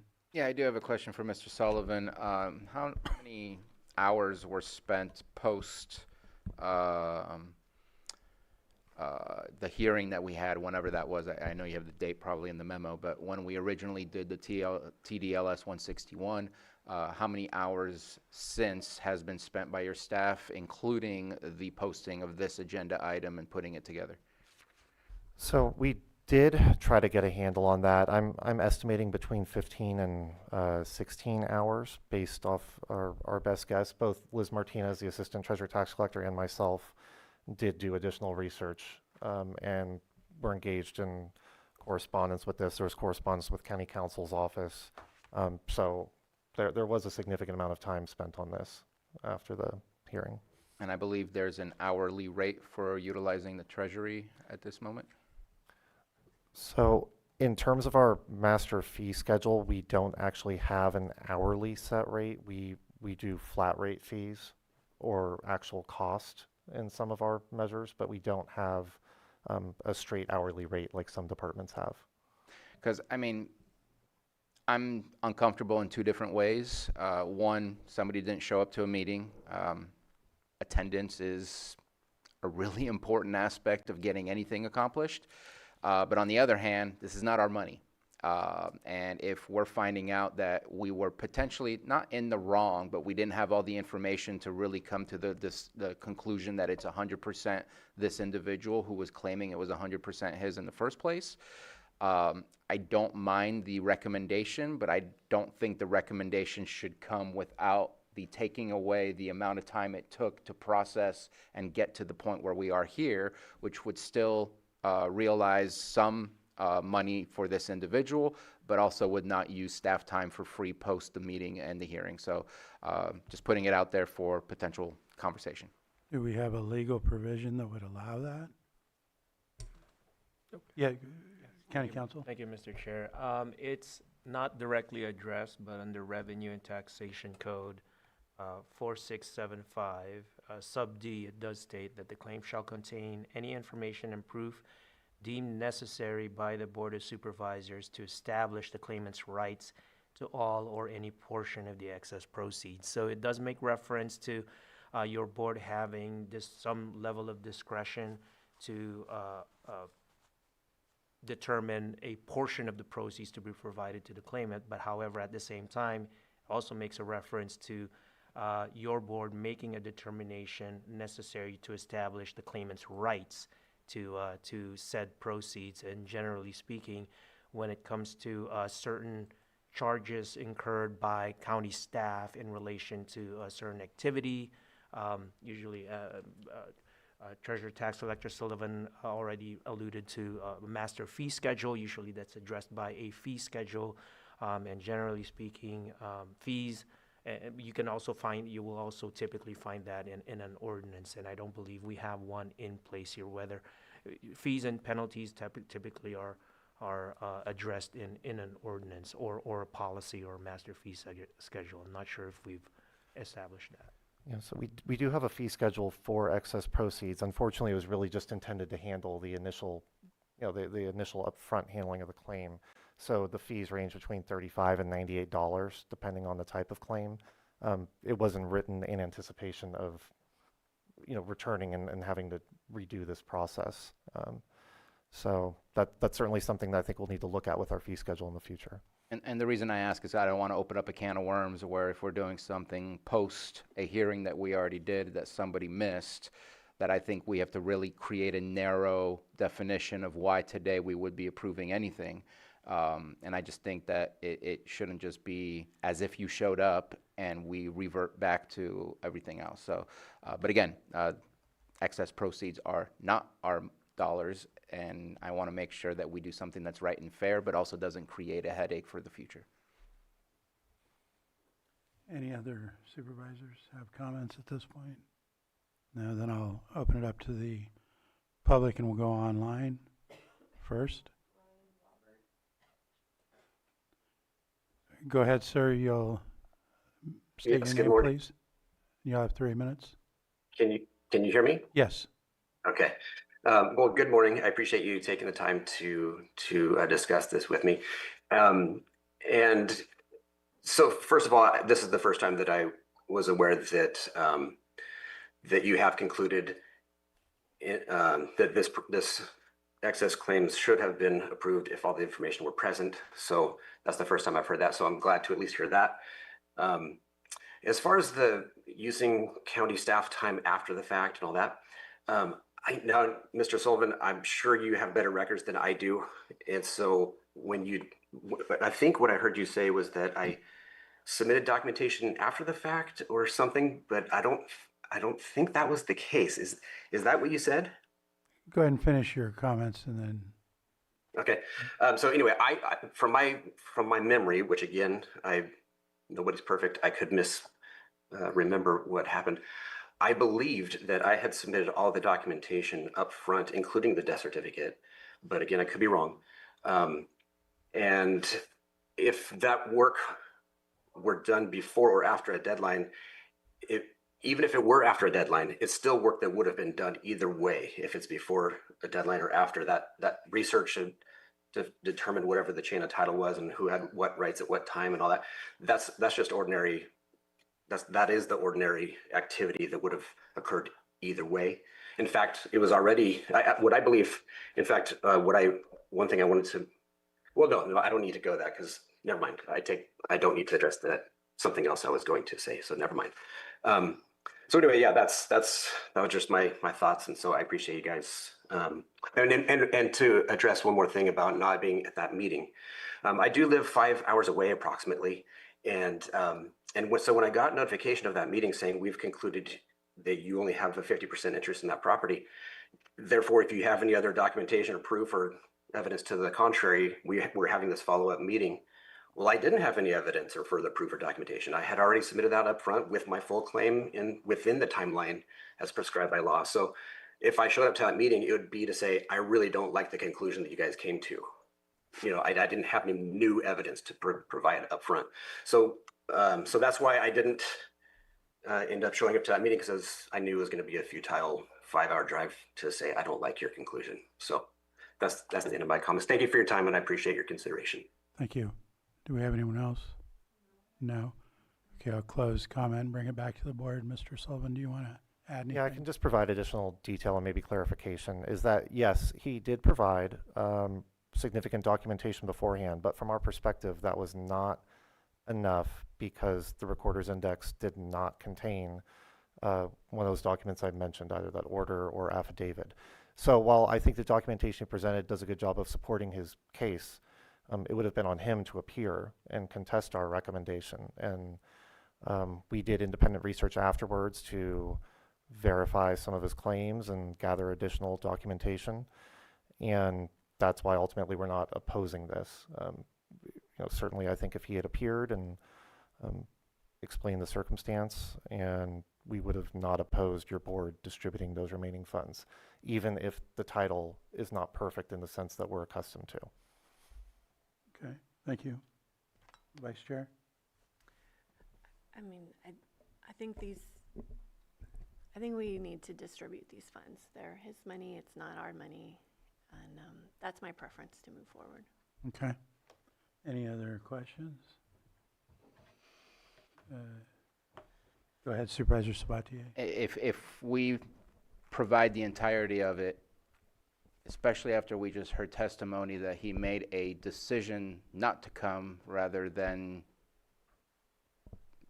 I don't know, some other more legitimate excuse, I guess I wasn't able to come, or I couldn't come, or like it was a decision not to come, then we're going to see everyone else that changes in the future. And I don't want to not give money, but I mean, just right now we're spending money by having Mr. Sullivan here who's not doing his job upstairs. And so to me, this is an awkward moment of how much more should we anticipate if there's no meaning to a deadline and no meaning to showing up and arguing your case, unless we're saying that Mr. Sullivan was incorrect in his documentation that he had, which I don't believe that's the case. There was more information that was needed from the recorder's office. I think it's it's opening a can of worms. And again, what I would say yes to would be, what was the cost after the fact, and reduce that, and then let's go ahead and move forward with the rest. And that could be 20 grand, that could be 22 grand, I don't know. But giving them the entirety, we're going to have these all the time. Okay, so there's a request for, what's that?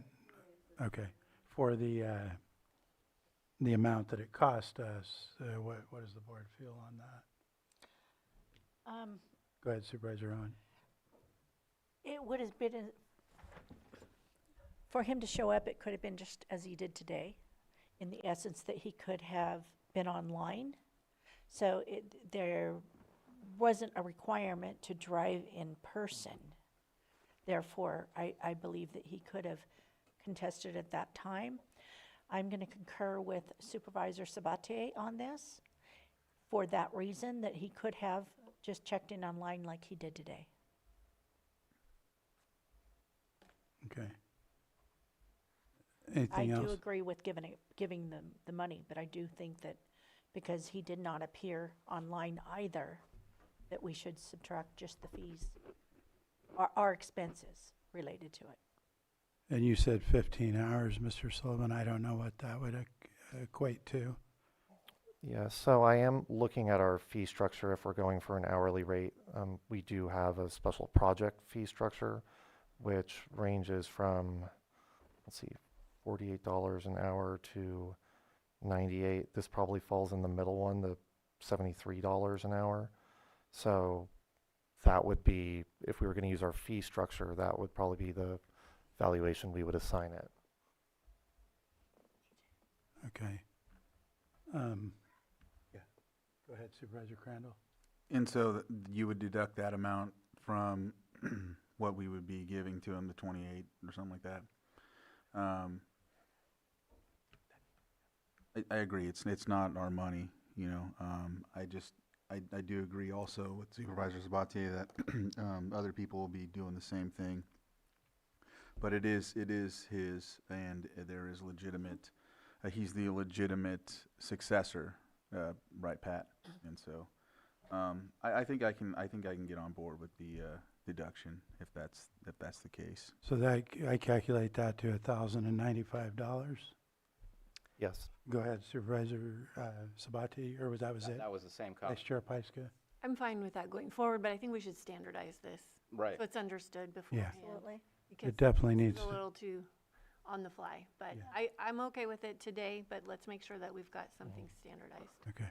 I can And- also return with, there's a ability for County Board of Supervisors to delegate these authorities to the Treasurer Tax Collector's Office where we can handle them within our normal internal policies, and we'd only be coming to you for appeals in the future. Okay. So that could also help to standardize that as part of this process. Thank Okay. you, Mr. I'm going to go ahead and let him speak, but just for 1 minute on related to what we talked about since he spoke. Thank you.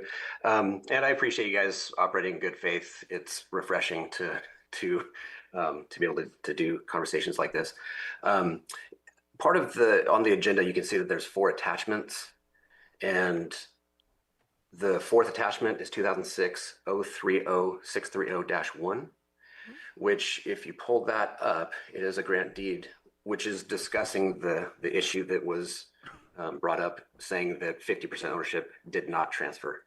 And I think what has happened was an honest mistake on your guys' part, because this documentation was provided in time before the deadline. And if you look at that deed, it's a very easy mistake to happen. In fact, when I was told I only had a 50% interest, I reread all the documentation thinking, what did I mess up? Where did I go wrong? So I read this deed referring to Ronald Carl. It says a married man as his sole and separate property, and Angel Kazat, a married woman, as her sole and separate property. And if you stop there, then it sounds like it's their sole and separate properties, therefore they each only had 50%. But the next line says as joint tenants. And so when I spoke with Liz Martinez at the office, she had said that the title was taken as separate property, therefore only 50% had been transferred. So my email back at that point was saying that's partially correct and partially incorrect. If it didn't say as joint tenants, then yeah, that would be 50% and their conclusion would be correct. But that's not what the documentation I provided showed. So again, I appreciate you guys operating in good faith. I understand you put extra effort into this. However, I think it was a mistake that the county did that shouldn't come out of my pocket for you guys to correct.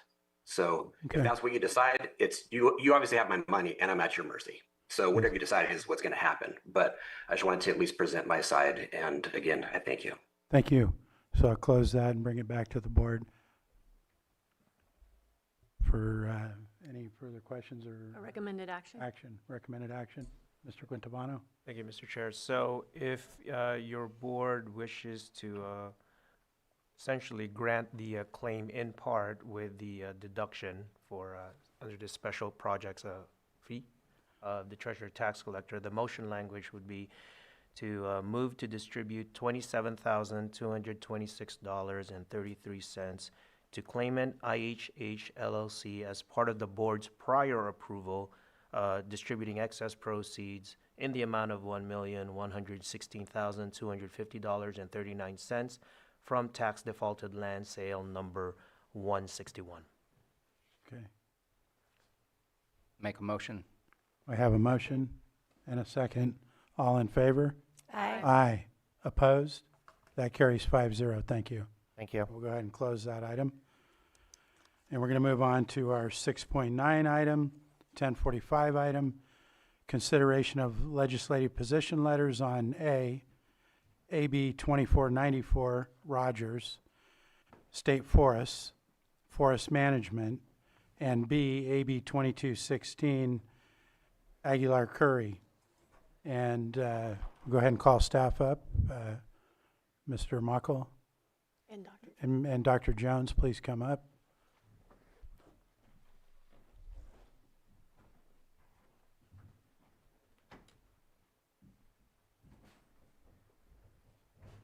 You want to go ahead and introduce the item? So, consideration of legislative position letter on AB 2494 Rogers and State Forest Management, and B, AB 2216 Aguilar Curry. The first one we're going to go over would be AB 2494, which would modify the framework governing California's demonstration state forest, which would unintentionally undermine critical ongoing research and active forest management needed to improve wildfire resilience. And then we have our subject matter expert who can come in at any time. And at this point, I'll give it over to the chair and the vice chair. Thank you. You want to make any comments at this point? I do. I want to thank Dr. Jones for coming. For those of you that don't know him, he is our UCCE forester. And we've had a lot of conversations about this bill. This bill by Assemblymember Rogers was written specifically for Jackson State Demonstration Forest, but as you all know, we have a demonstration forest in Boggs, and I'm really concerned about the unintentional impacts to Boggs for what's being proposed in this bill. And my priority is that we have these lands managed for wildfire resilience as the top priority for our communities, for the safety of our communities, and to keep these working lands. And so, Dr. Jones, do you have some comments on this, or want to be here for questions? Because I am opposed to how it's written currently, but open to amendments, open to working with Assemblymember Rogers' staff. But this really would take away key and critical components of forest management that do include sustainable harvest and the research that wraps around that. Sure. Thanks, Chair and Supervisors. I just give a little context maybe. So there's 14 demonstration state forests in California, totaling about 85,000 acres. Just to build context in relative to other, because there's other demonstration and research forests in other states that have forest lands. We have 33 million acres of forest land in California. 85,000 acres of that is for research, specifically the demonstration research. Let's just compare it to our neighbors, Oregon, 30 million acres of forest land, 750,000 acres of the state manages 750,000 acres. Washington, 20 million acres of forest land, the state manages 2 million acres of forest land. So California has less than 1%, 0.2% of the forest lands are managed by the state for demonstration research, which is kind of incredible when you consider that California has some of the most in the world regulation over timber management. So a small outsized amount of the land in California has been informing forest practice rules, supporting and implementing research that is improving those rules. So these are really critical spaces for demonstrating research, innovation, sustainable management practices, and they have had and will continue to have a really important role in that space. And so the concern with the language of this particular bill is that it really pushes away from a more holistic view of what forest stewardship looks like and what really kind of the way we can demonstrate and implement practices and help innovate to moving forward with different challenges around forest stewardship and forest management. And so really we want to make sure that, yes, okay, sure, the language is from the 70s when the state was just acquiring these forest lands or had recently acquired a lot of these forest lands. They're still acquiring land. And at a time when the forest practice rules had just been implemented, and the land that they were acquiring was pretty much heavily cut over. And so the idea was, let's show sustainable forest management on the forest practice rules. I would argue that, the bill suggests that's not a priority anymore, but I would say that that's not necessarily true. Yes, we have different challenges and issues in forest stewardship, but demonstrating and innovating around timber management is still a really important issue, especially when we have to think about how do we account for new wildfire regimes, how do we account for climate change, new issues that we're trying to address that affect our forests. So yes, these other issues are critically important. They inform the processes. A lot of the research that we're doing now, a lot of the way we manage the forest do address climate change, wildfire risk, multiple uses, recreation. And so the language, certainly we can reflect that and change that language, but the way the bill is proposed at this point, it's kind of excludes a lot of the larger goals and objectives, defines a very narrow approach of what actual management would be that's not necessarily consistent with which the state's goals and objective to scale capacity is. And it says that research that is compatible with this vision is only will be allowed to be demonstrated on these forests. And I would say that's a pretty narrow definition and kind of can be fairly restrictive in our ability to innovate and do research moving forward. So I think these forests have really important roles and want to support the research as best as we can, especially at a time when the federal government is taking a very opposite approach and has significantly altered the role of the Forest Service, removed local Forest Service management, local Forest Service research projects. I think it's time for the state to really step up and really fill that role that the Forest Service has been playing in our forest research. It's now going to fall on the state to continue that effort. So it's really important these forests maintain as important research and demonstration places for all types of management, and to help all forest land stakeholders really address forest management moving forward. Thank you. And there is some language in the bill about co-management with tribes, and that is a priority here in Lake County, and we've demonstrated that in a lot of different areas, specifically with BLM land, Forest Service land. So that is something that, you know, is encouraged, is really useful, and we can still support that and also be opposed to language in this bill. And RCRC has taken a position against it. Yeah, I would say there's always, right, it's not, I'm not saying what we're doing in the past and what the language says is the only way we do it. This is an adaptive process. We learn, we adapt, we change. I think the state, there's always fault, right? They can always do better, but they certainly have in the last few years made a really strong effort to increase in engagement and work with more stakeholders, including the tribes, and, you know, including like Jackson, which is definitely a focus of the bill, now has a tribal advisory council. That group reviews every single project that happens on the forest, and if they have issues or concerns, that project either doesn't move forward or there's significant, you know, incorporation of co-management ideas and cultural practices into those projects. So it's not saying it's perfect, but I think we're demonstrating good forward movement that helps us kind of address these multiple needs and new interests in the forest lands.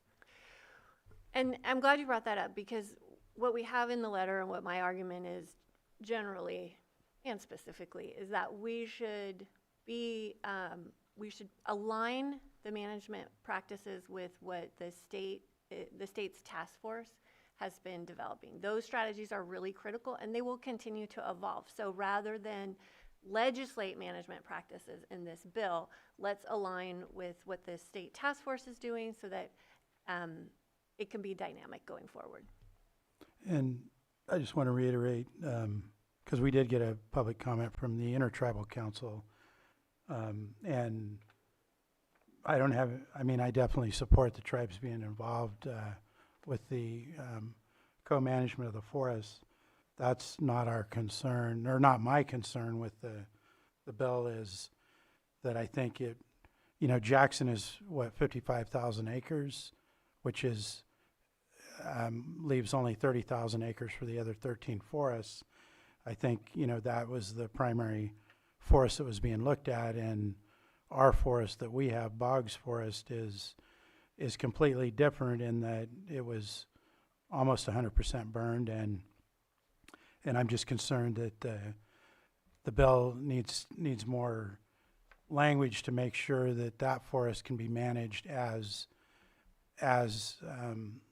determined by the experts and the research, and, you know, because there will need to be logging of, you know, trees there to properly manage the forest, in my opinion. So that's why I would like to see it amended. Go ahead, Supervisor Sabatier. Yeah, so really the issue as to why there's opposition is the scratching off of the word research. Is that the biggest concern, that it's no longer available for that? Because I just kind of wanted to better understand, like, what's the main block here? Because everything looks good.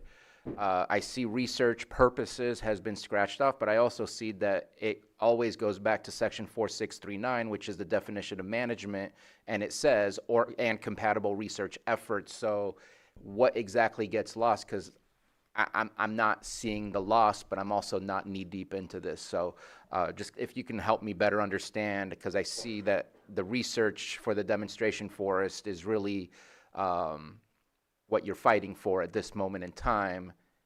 Does it not matter that it's in the definition that says incompatible research efforts? Right. Or is that a different type? Yeah. So, yeah, the bill proposes a very narrow definition of what management on the demonstration state forest could be. And it's narrower than the state's vision of how we increase scale and capacity of forest stewardship and building resilience to wildfire and climate change. For example, the state recognizes that timber products and managing for wood products is an important part of the reaching our goals and objectives, but this definition would deprioritize and actually prohibit demonstrating, implementing timber management as a specific project And then within that narrow definition of management, it then defines what is compatible research. And so the question becomes, who decides what's compatible research with that definition of management? Who approves these projects? How do we innovate, right? If we have to, for example, you could ask a million different people what resilience for climate change looks like, and everyone will have a different answer. Some people will say it will include logging and managing for timber to increase resilience, structural diversity, and species diversity to help address climate change and those effects. Others will say it doesn't involve cutting trees at all. So there's a big spectrum of what that research and demonstration looks like. And so defining a very narrow definition of management kind of has the potential to eliminate your ability to adaptive management, adaptive research. And the other point of that is, yes, we don't all prioritize timber management as part of our goals and objectives in forest stewardship. But it's going to happen. It's an important part of the economy. People are still going to want to cut trees per profit. That's inevitable, right? So we need to be able to demonstrate how to do that sustainably with different goals and objectives and different issues affecting our forests. We still need to be able to inform that process and show how we can do that using new tools, new technologies, new practices that still help people achieve their economic interests in managing timber, but also using timber management for other goals and objectives. And so saying that that's not, still not, or is no longer an important part of the demonstration state forest is I think, in my opinion, is not true, and it still certainly needs to be part of that conversation, that process. So there's already been some amendments to the original bill language. There will be a lot more. We're still early in that process. But from my perspective, we need to kind of open up what management is, that definition. It has to be much more inclusive, and we have to say that research is allowed, not just if it's compatible with our vision of what management looks like, but that we can do the research we need to help us adapt to our disturbances and the things that are affecting our forests these days, to help us meet all of our goals and objectives across all the stakeholders in this space. So what you're saying is the definition requires a definition of compatible research. And I believe, Vice Chair Pyska, that you were mentioning, and I apologize that I don't know it off the top of the head. I know you do the work that's being done. Can you repeat what? So the governor's office established the Wildfire and Forest Resilience Task Force, and you all know I'm heavily involved there. I go to all the meetings. I see Dr. Jones there. And there's an incredible amount of research that's been developed there to inform strategies moving forward. And so that's why I would really like to see these management practices tied to those strategies rather than something that is undefined and narrow. So This bill mentions. the reason I ask you is because in the letter, I don't see that specific, like we're not specific as to what amendment. And I think it's good to be at the table to talk about the amendment as well, but I don't see a specific amendment being requested. Correct. Is it possible to say, add to the definition of compatible research, such as the management platform created by the Wildfire Resiliency Group, or like what? It says that at the bottom of Does the it? letter. I see a think it link. says- Oh, that's the wrong letter.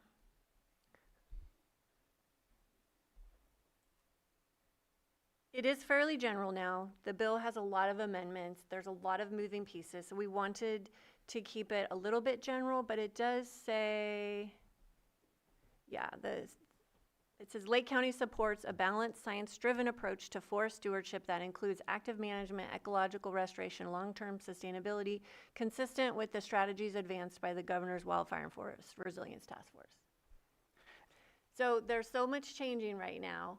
We've had conversations with the Assembly member staff early last week. We've had conversations with RCRC and CSAC and and Dr. Jones.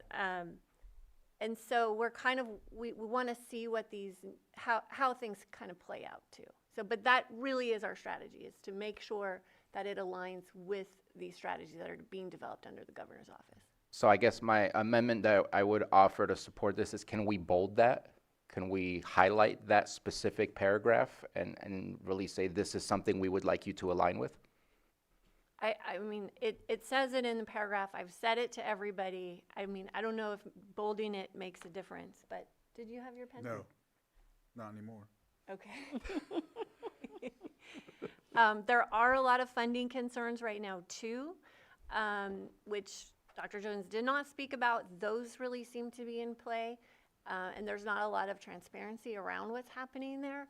So I think this is a really good start for us. It shows that we're still willing to work with the Assembly Member's Office and work on amendments along with both CSAC and RCRC. So I'm good with the way that it is right now.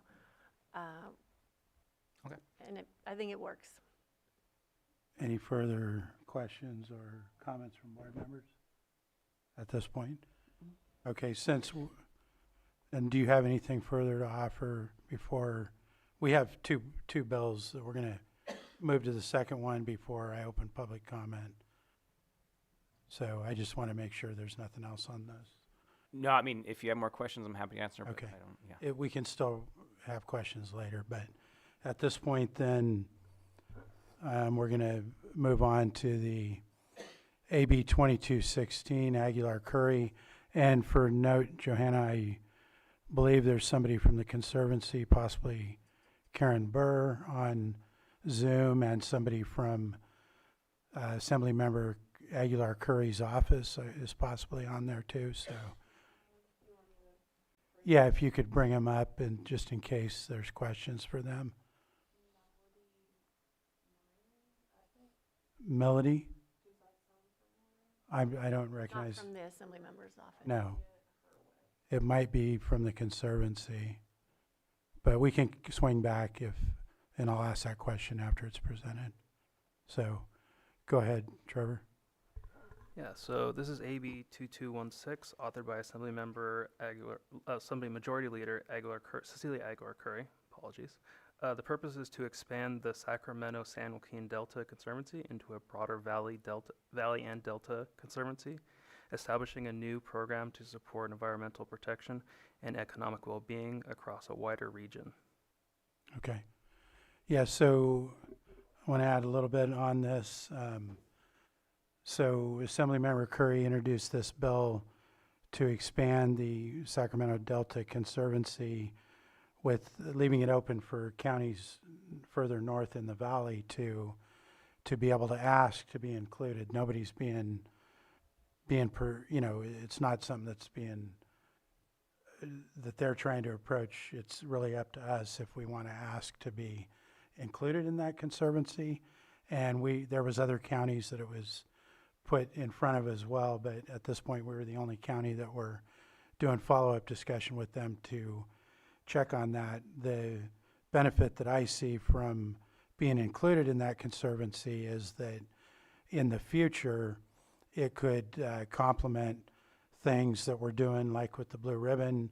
It does potentially provide opportunities for tribal entities to seek funding in the future, as well as the Resource Conservation District. There could be a lot of benefits in the future where we could get funding for other projects that would complement things that we're already doing.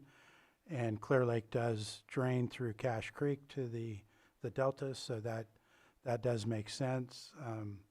It's not a regulatory agency, so it doesn't put any real requirements on us. It's just more benefits in the future. So Vice Chair Pyska?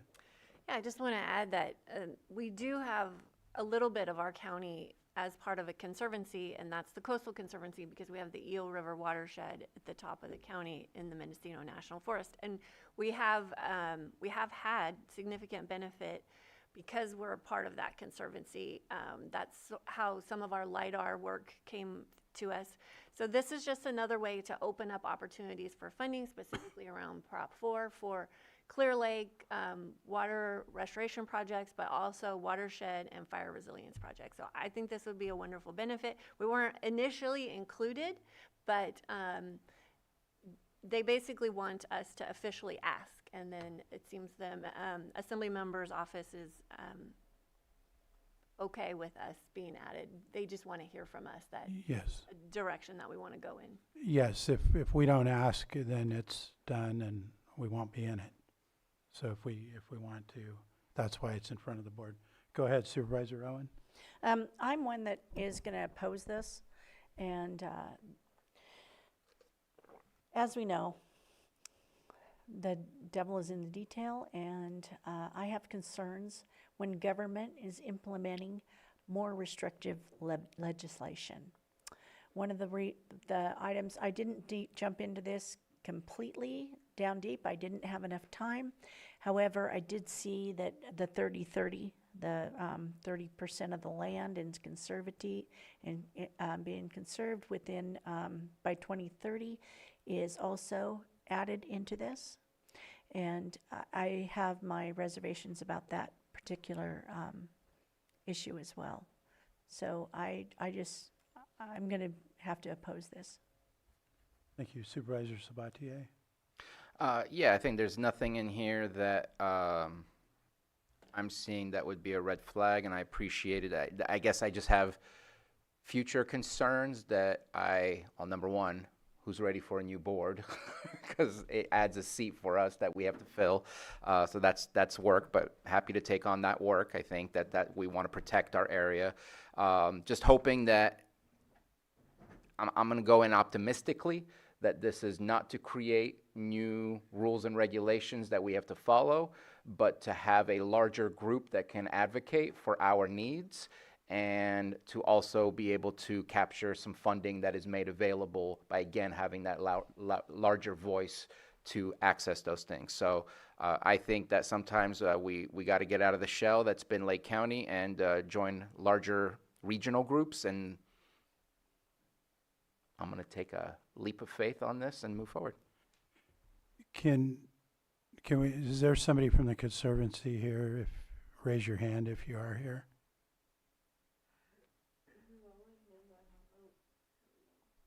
Who is that? Is that Karen? We can't hear you. There we are. I'm unmuted. Hi, I'm Karen Burr. I'm the Deputy Executive Officer at the Delta Conservancy. And just to address kind of both of those last two comments, we do not have any regulatory authority. And so there wouldn't be any additional regulations that we could impose. And we wouldn't have any ability to impose anything towards 30 by 30. It's mainly just that Natural Resources Agency has taken a policy that that's where they're moving. So if we have funding that can support restoration work, we definitely will do that. But there's no regulation. There's no interest in moving into projects that are not wanted by local folks and locally supported projects. Thank you. Does anyone have any questions for Ms. Burr at this point? No? Thank you. Any further comment from board members before I open this up to the public? No? Okay, I'm going to go ahead and open it up to the public. And if you're going to comment, please state which bill or which section of this you're commenting on when you come up. Do we have anyone in the room that wishes to provide any public comment regarding either of these bills that we've been discussing? Not seeing anyone online. Elliot, if you could state your name and which bill you're going to comment on, and you'll have 3 minutes. Thank you, Chairman Rasmussen. This is Elliot Hurwitz. I'm the director of the Seagull Springs Community Redevelopment Association, and I'm also the chair of the Carrier Council Forest Stewardship Committee, and involved in putting together our current Cobb Mountain Area Community Wildfire Protection Plan. And so naturally, we're very, very interested in the fate and future of the Boggs Mountain State Demonstration Forest. In general, I understand the objections that Vice Chair Pyska is raising, and I would like to thank her and Dr. Jones for the attention to detail they're bringing to this. Clearly, the Boggs Mountain Forest, as I said, is very important to us. We're also concerned about want to make sure we grab this opportunity of revising the current rules of the road, so to speak, for the management of the demonstration forests.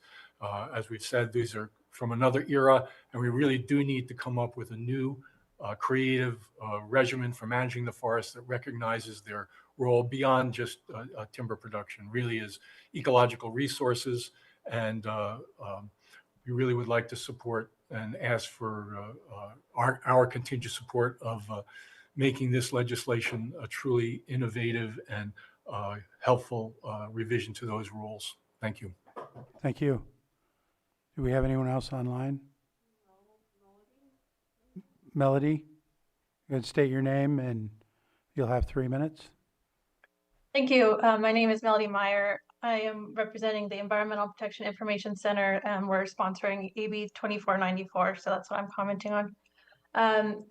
I know wildfire is a top concern for Lake County, and I just want to be clear that this bill strengthens wildfire resilience and climate change research rather than hindering it. And I just want to push back on a couple of things that I heard in the conversation.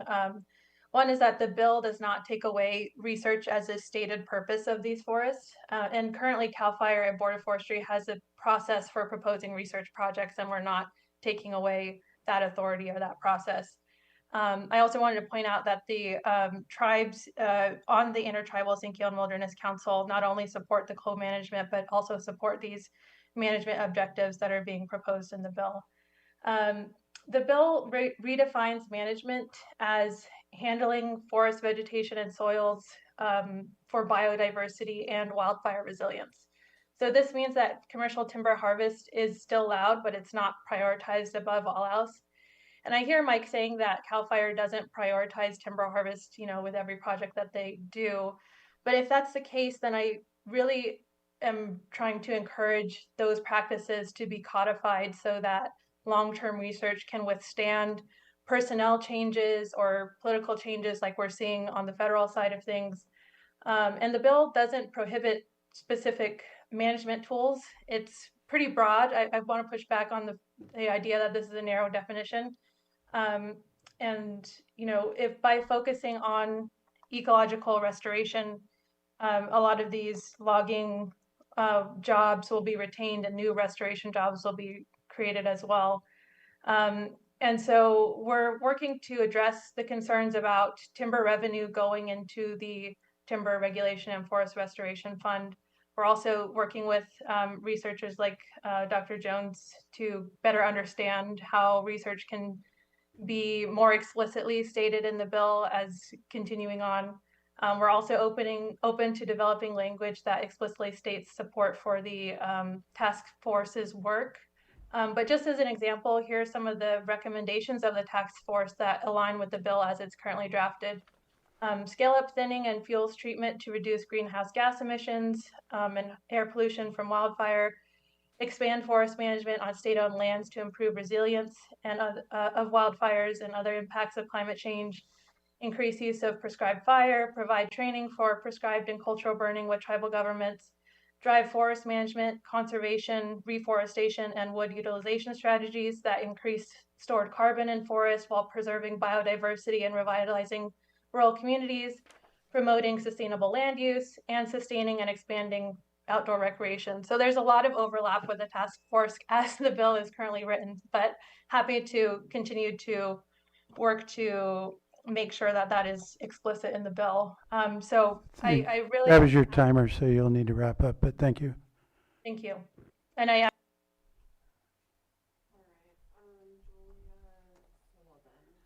Julia Sullivan, if you could state your name for the record and you'll have 3 minutes.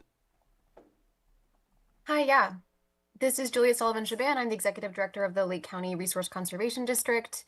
And just chiming in to voice my enthusiastic support for the expansion of the Delta Conservancy geography to include Lake County.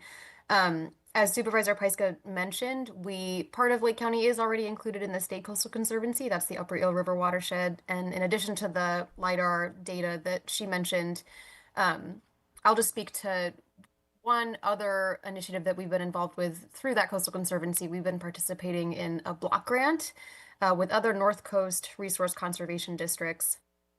It's a $6 million block grant facilitated by the State Coastal Conservancy and administered by the Humboldt County RCD. We've received a very small portion of that funding, on the order of about $200,000, but that really has enabled us to do a ton of planning and project development and outreach work in that Upper Eel River watershed, including most recently developing a 1,000+ acre project with several subcomponents that we submitted in a forest health conceptual proposal. So just a small example of how we're leveraging the funds we've been able to access through that conservancy and through that block grant to potentially bring in significant amounts of additional funding for Lake County. The conceptual proposal that we submitted was about $7 million for, again, significant implementation work in that part of the county.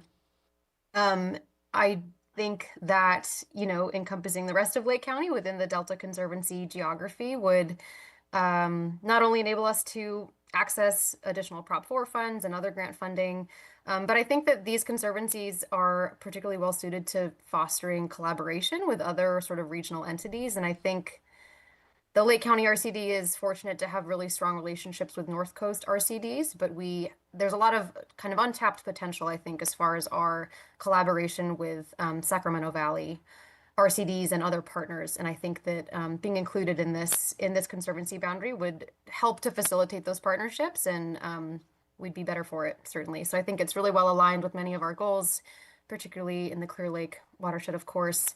And I, yes, would be very supportive of us voicing our interest in that expansion. So thank you.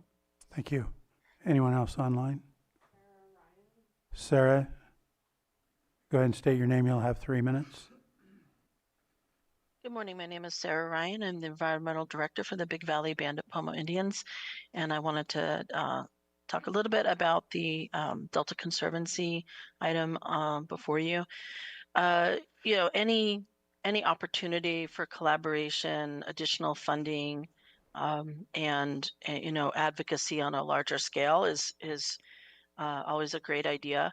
The one thing that gives me a little pause on the Clear Lake becoming and the Clear Lake watershed becoming part of the Delta Conservancy is that we have established over a number of years with a lot of blood, sweat, and tears partnerships, tribal local partnerships, local committees, and as you know, a co-management MOU with the tribes and other entities is currently being developed. My concern is that if there is a county seat, on the conservancy that's going to be filled, that there will be decisions made within the Delta Conservancy, possibly just for funding or studies or something. It does have the potential for removing that or maybe interfering with or maybe not being fully guided by all of the local collaboration that's been developed over the years. And so I'm just, are there plans in place to ensure or have that ability to focus on these local collaborations and goals and initiatives that are happening, or having tribal seats on the Delta Conservancy that would ensure that there would be a continued discussion that happens when there are decisions being made for funding or advocacy or whatever else the Delta Conservancy might be assisting with. Thank you, Sarah. Thank you. Do we no other hands? Then I will go ahead and close public comment and bring it back to the board for, go ahead, Supervisor Sabatier and then Crandall. I just want to at least respond to the last comment. I think it's important in all of the different meetings that we're in, which is to just communicate what we're discussing in other meetings that pertain to the ones that we've been appointed to. So that way we're not going in with a myopic perspective of what we need. We're going in with the collaborated perspective of what it is that we need. So I think that we can move properly through that process. And maybe there's an opportunity where the person who represents the county on this is also somebody that we appoint that's not necessarily just a board of supervisors, just like we appoint a staff person to be on PRISM. I mean, that's always a possibility as well. And making sure that they are also providing that global perspective of what Lake County needs, not just ours. Thank you. Supervisor Crandall? Yeah, just a quick definition thing. On one, it says oppose unless amended, and then the other says support if amended. So what happens in the opposition of each? So for example, if it is not amended, we oppose it. If it like with the support, if it is not amended, so we don't support it? You know what I'm saying? Like, is this a double meaning, or is there some intricacy that at the state level that, can you explain that to me, Trevor? Yeah, so basically this keeps the door open for amendments in the future as it moves through committee. So it's only, I'm assuming are you referring to the? Both. Yeah. Both. Because like I'm seeing in my head, like if there was a decision amongst us to say, well, we don't, we're saying the same thing if we say support if amended on the 2494 and vice versa with the other. I just want to be able to enunciate or just explain why there is a strategy to saying oppose or support when presenting this. Because there is, right? Yes. Okay. So essentially with AB 2494, the reason we're saying oppose unless amended is because we want to see the changes that are going to be made in the bill before it moves through the legislative process further. So why can't we say support if the same way? You see what I'm saying? Support if amended. What would that indicate? One implies a little more, one implies a little more force on our part, saying, we would like to see this happen. And, the other one is more, when it comes to AB 2216, is more, hey, we'd like to be included in this bill. We're not really looking to oppose it. We just would like to be included, and here is us like voicing our concerns about not being included. Okay, and so you just wanted to make sure that explain that. Yeah. With all things at the state level, it's very nuanced, and so words can, play a large role in it. Supervisor Sabate, you have some? I love that comment because it's very right. I think it should be a support of an amendment to AB 2216, and that amendment is please add Lake County, and we're in support of that. Yeah, I mean, I had the same question. Instead of if, we say support of amendment to 2216. Then at that point, it's not a conditional, we're just in support that you amend it with this. Yeah, we're making a request because they were asking for a request. Right. And we wouldn't, even if we weren't included, I wouldn't propose not like opposing that bill. We would just. There'd be no use wouldn't to be it, a thing for us. And that would solve the conditional that, yes, it's going both ways. We're asking for the same thing. Yes, I appreciate that.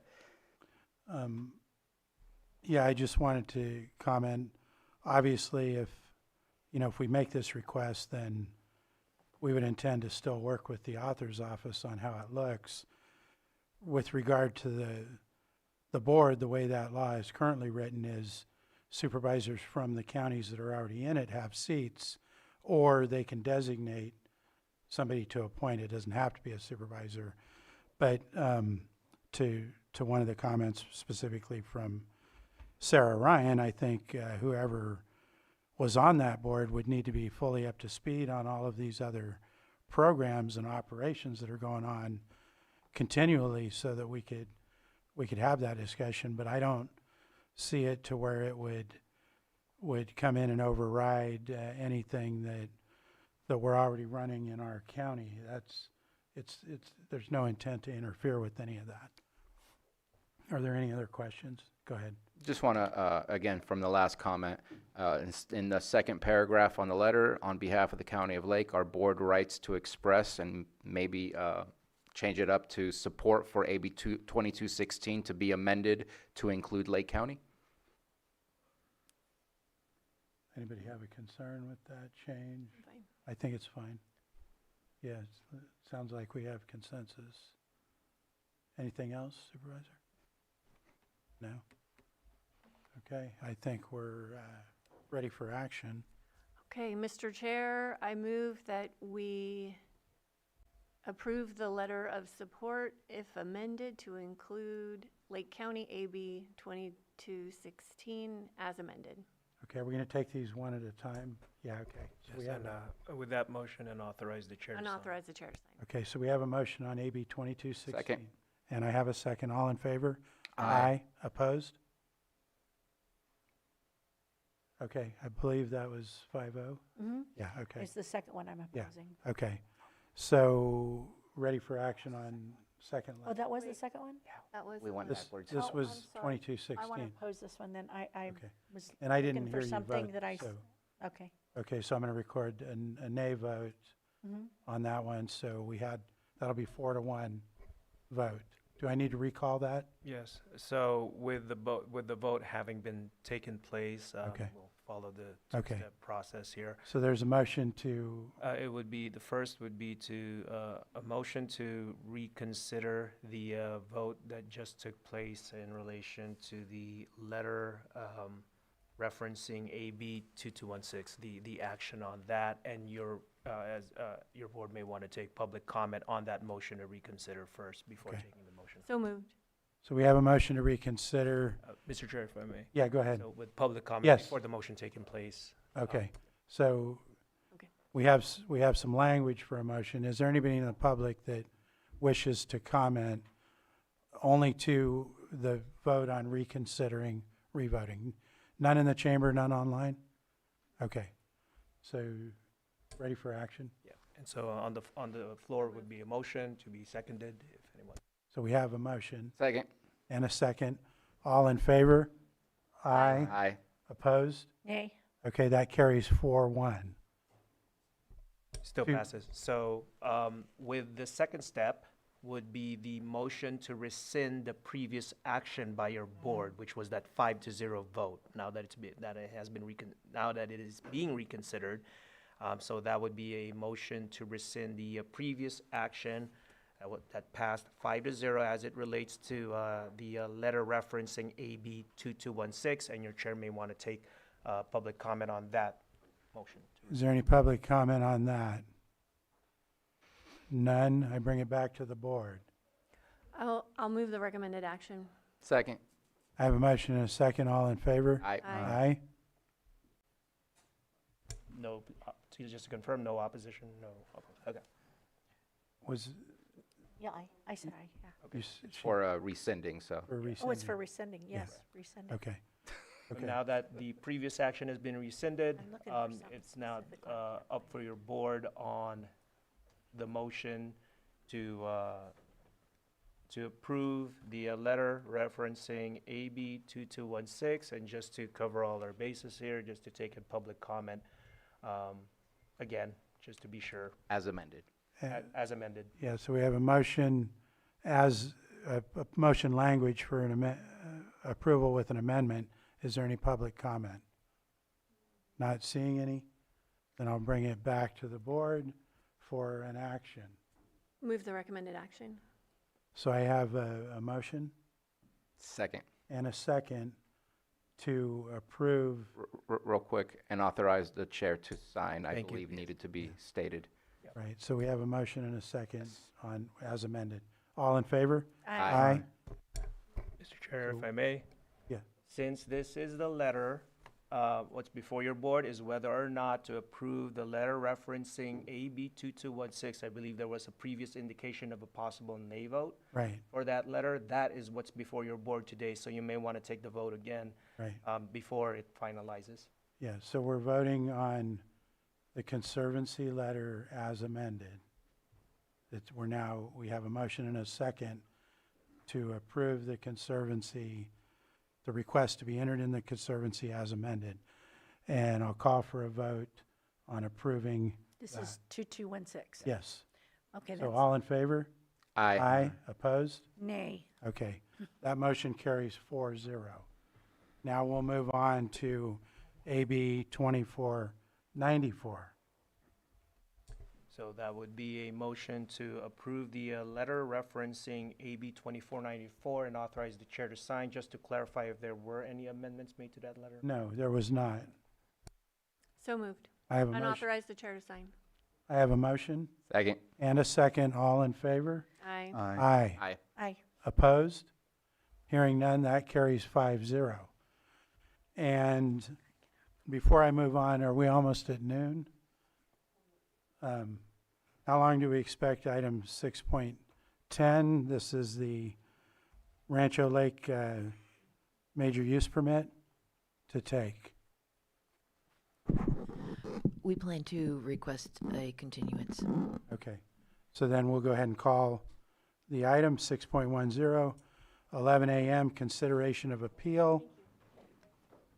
PL 26-12 of Planning Commission's approval of major use permit, PL 2513 for UP 2115 Rancho Lake LLC, location 19955, 19986, 20110, and 22222 Grange Road, Middletown, with APN numbers 014-29008, 014-300-02, then 03, then 04, with the applicant Peter Lucchetti. And I will turn it over to Planning or Community Development Director Maria Turner to start this. Thank you. Maria Turner, Community Development Director. The appellant's representative let us know that their hydrologist was unable to be here today. So we did coordinate with them and the Assistant Clerk of the Board and do request a continuance of this item to May 19th at 1:30 p.m. Okay. Any questions or comments from the board right now? No? Then I'll open it up to the public for comment on this item only as to whether or not we're gonna grant continuance. Is there anyone in the room? Not seeing one. Anyone online? I'm gonna close public comment and bring it back to the board for any final discussion or action. I think we're okay with the continuance? Okay. We have consensus. Is that good enough? Specific date. It would be. What's Thank that? you, Mr. Chair. So, since this is a public hearing, it would be done typically by motion. Okay, Have so the we need a language motion. Prepared. If Okay, go ahead, Mr. Guintabano, please. Thank you, Mr. Chair. So it would be a motion to approve the continuance of this public hearing, consideration of appeal, PL-26-12, to a date and time certain. I believe that's May 9. It was stated as May 19, 1:30 p.m. I'm looking at the clerk of the board. Yes. That's correct, okay. We have language. I offer it. Second. We have a motion and a second. All in favor? Aye. Opposed? That carries 5-0. We have the continuance. Thank you. And I'm gonna call, let's see. How long do you expect Gwinnett Valley to take? Not long. Not long? Actually, that might take some time. The item that was pulled from consent. That's should what not I was take- planning to go to. Great. If, The Duker rezone? yes, I just Great. wanted to check in on the 11:15 We're here for that. first. So I'm gonna call item 5.5, I believe that was. And I need to read it. Item 5.5, this is a second reading. Adopt ordinance adopting zoning map amendment, PL 25-101, to bring 3 parcels into compliance with the existing industrial general plan designation, Kelseyville area plan, and airport land use compatibility plan located at 4325, 4375, and 4425 Highland Springs Road, Lakeport, APN numbers 008-031-17, and then 20, and then 44. And this is a second reading. It was requested to be pulled by a member of the public, but I turn it over to you to make any announcement on this. Thank you. Community Development Director Maria Turner. After a robust public hearing at the last board meeting, all 4 supervisors in attendance voted to support the rezone for this project. We are here to answer any questions. Today is the second reading. Okay. Do we have any questions from board members at this point? No? So I'm going to go ahead and open it to the public. Have anybody in the room? Go ahead and come forward, state your name. You'll have 3 minutes.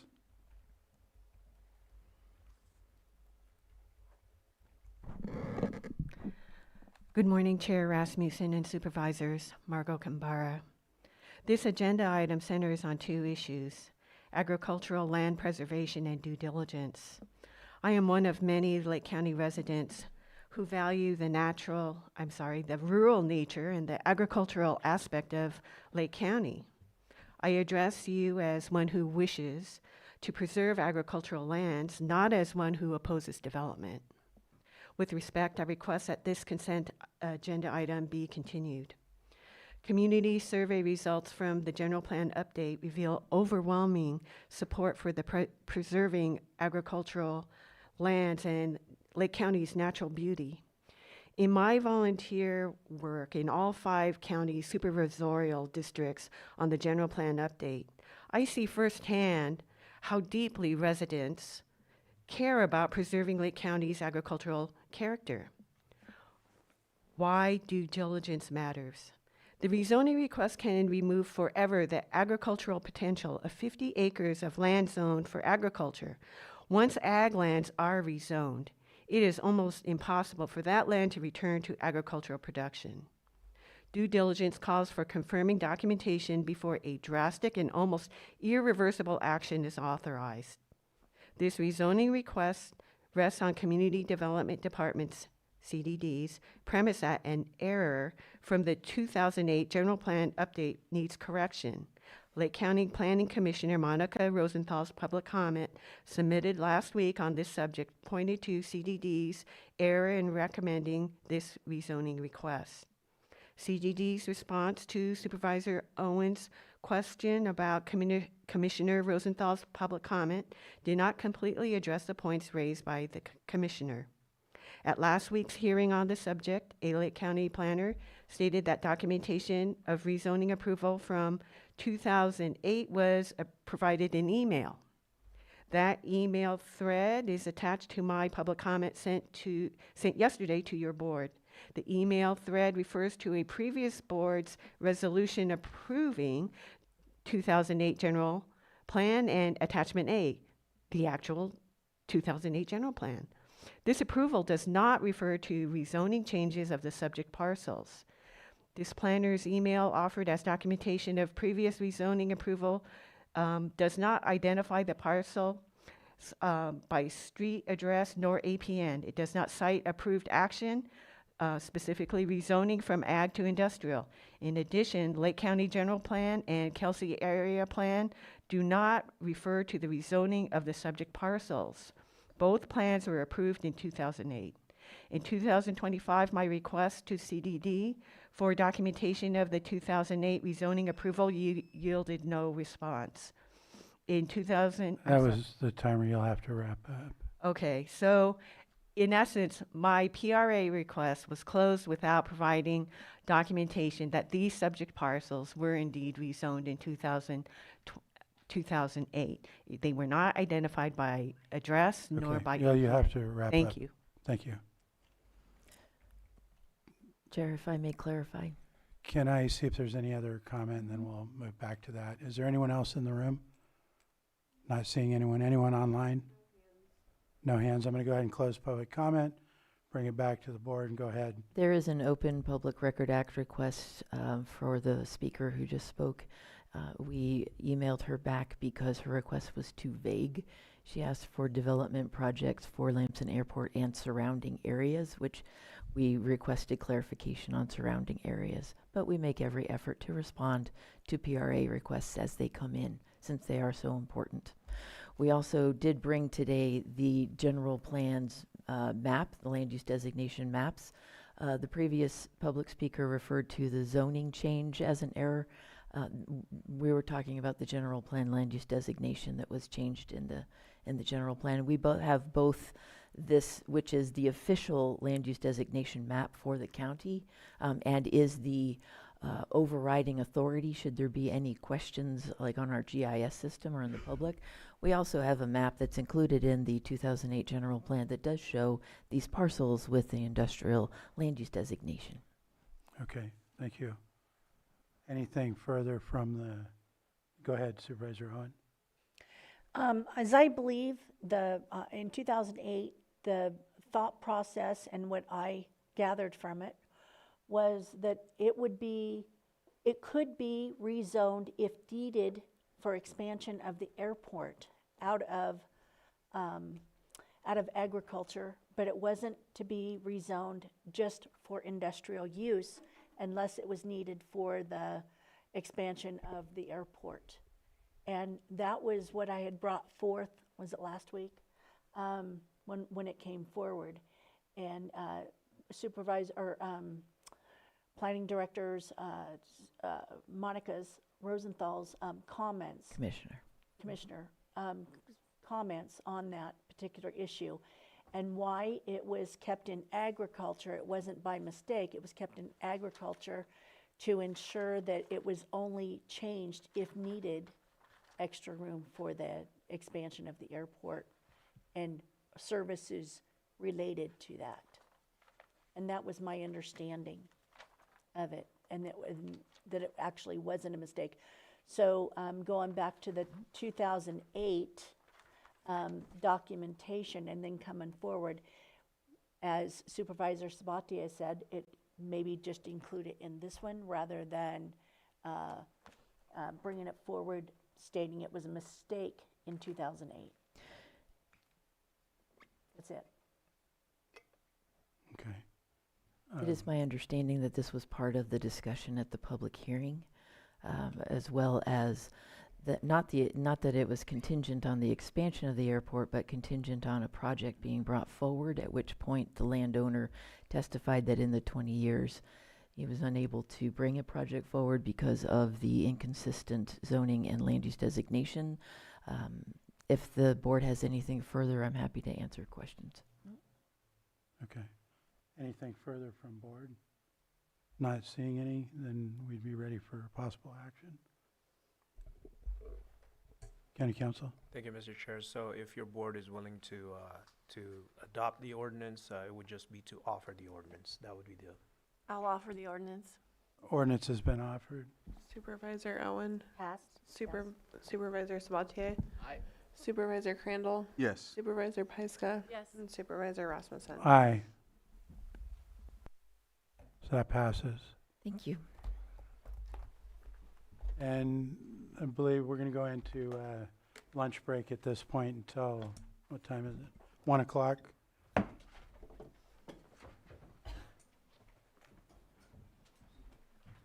What's the best way to handle this? Quagmire. I know that gentleman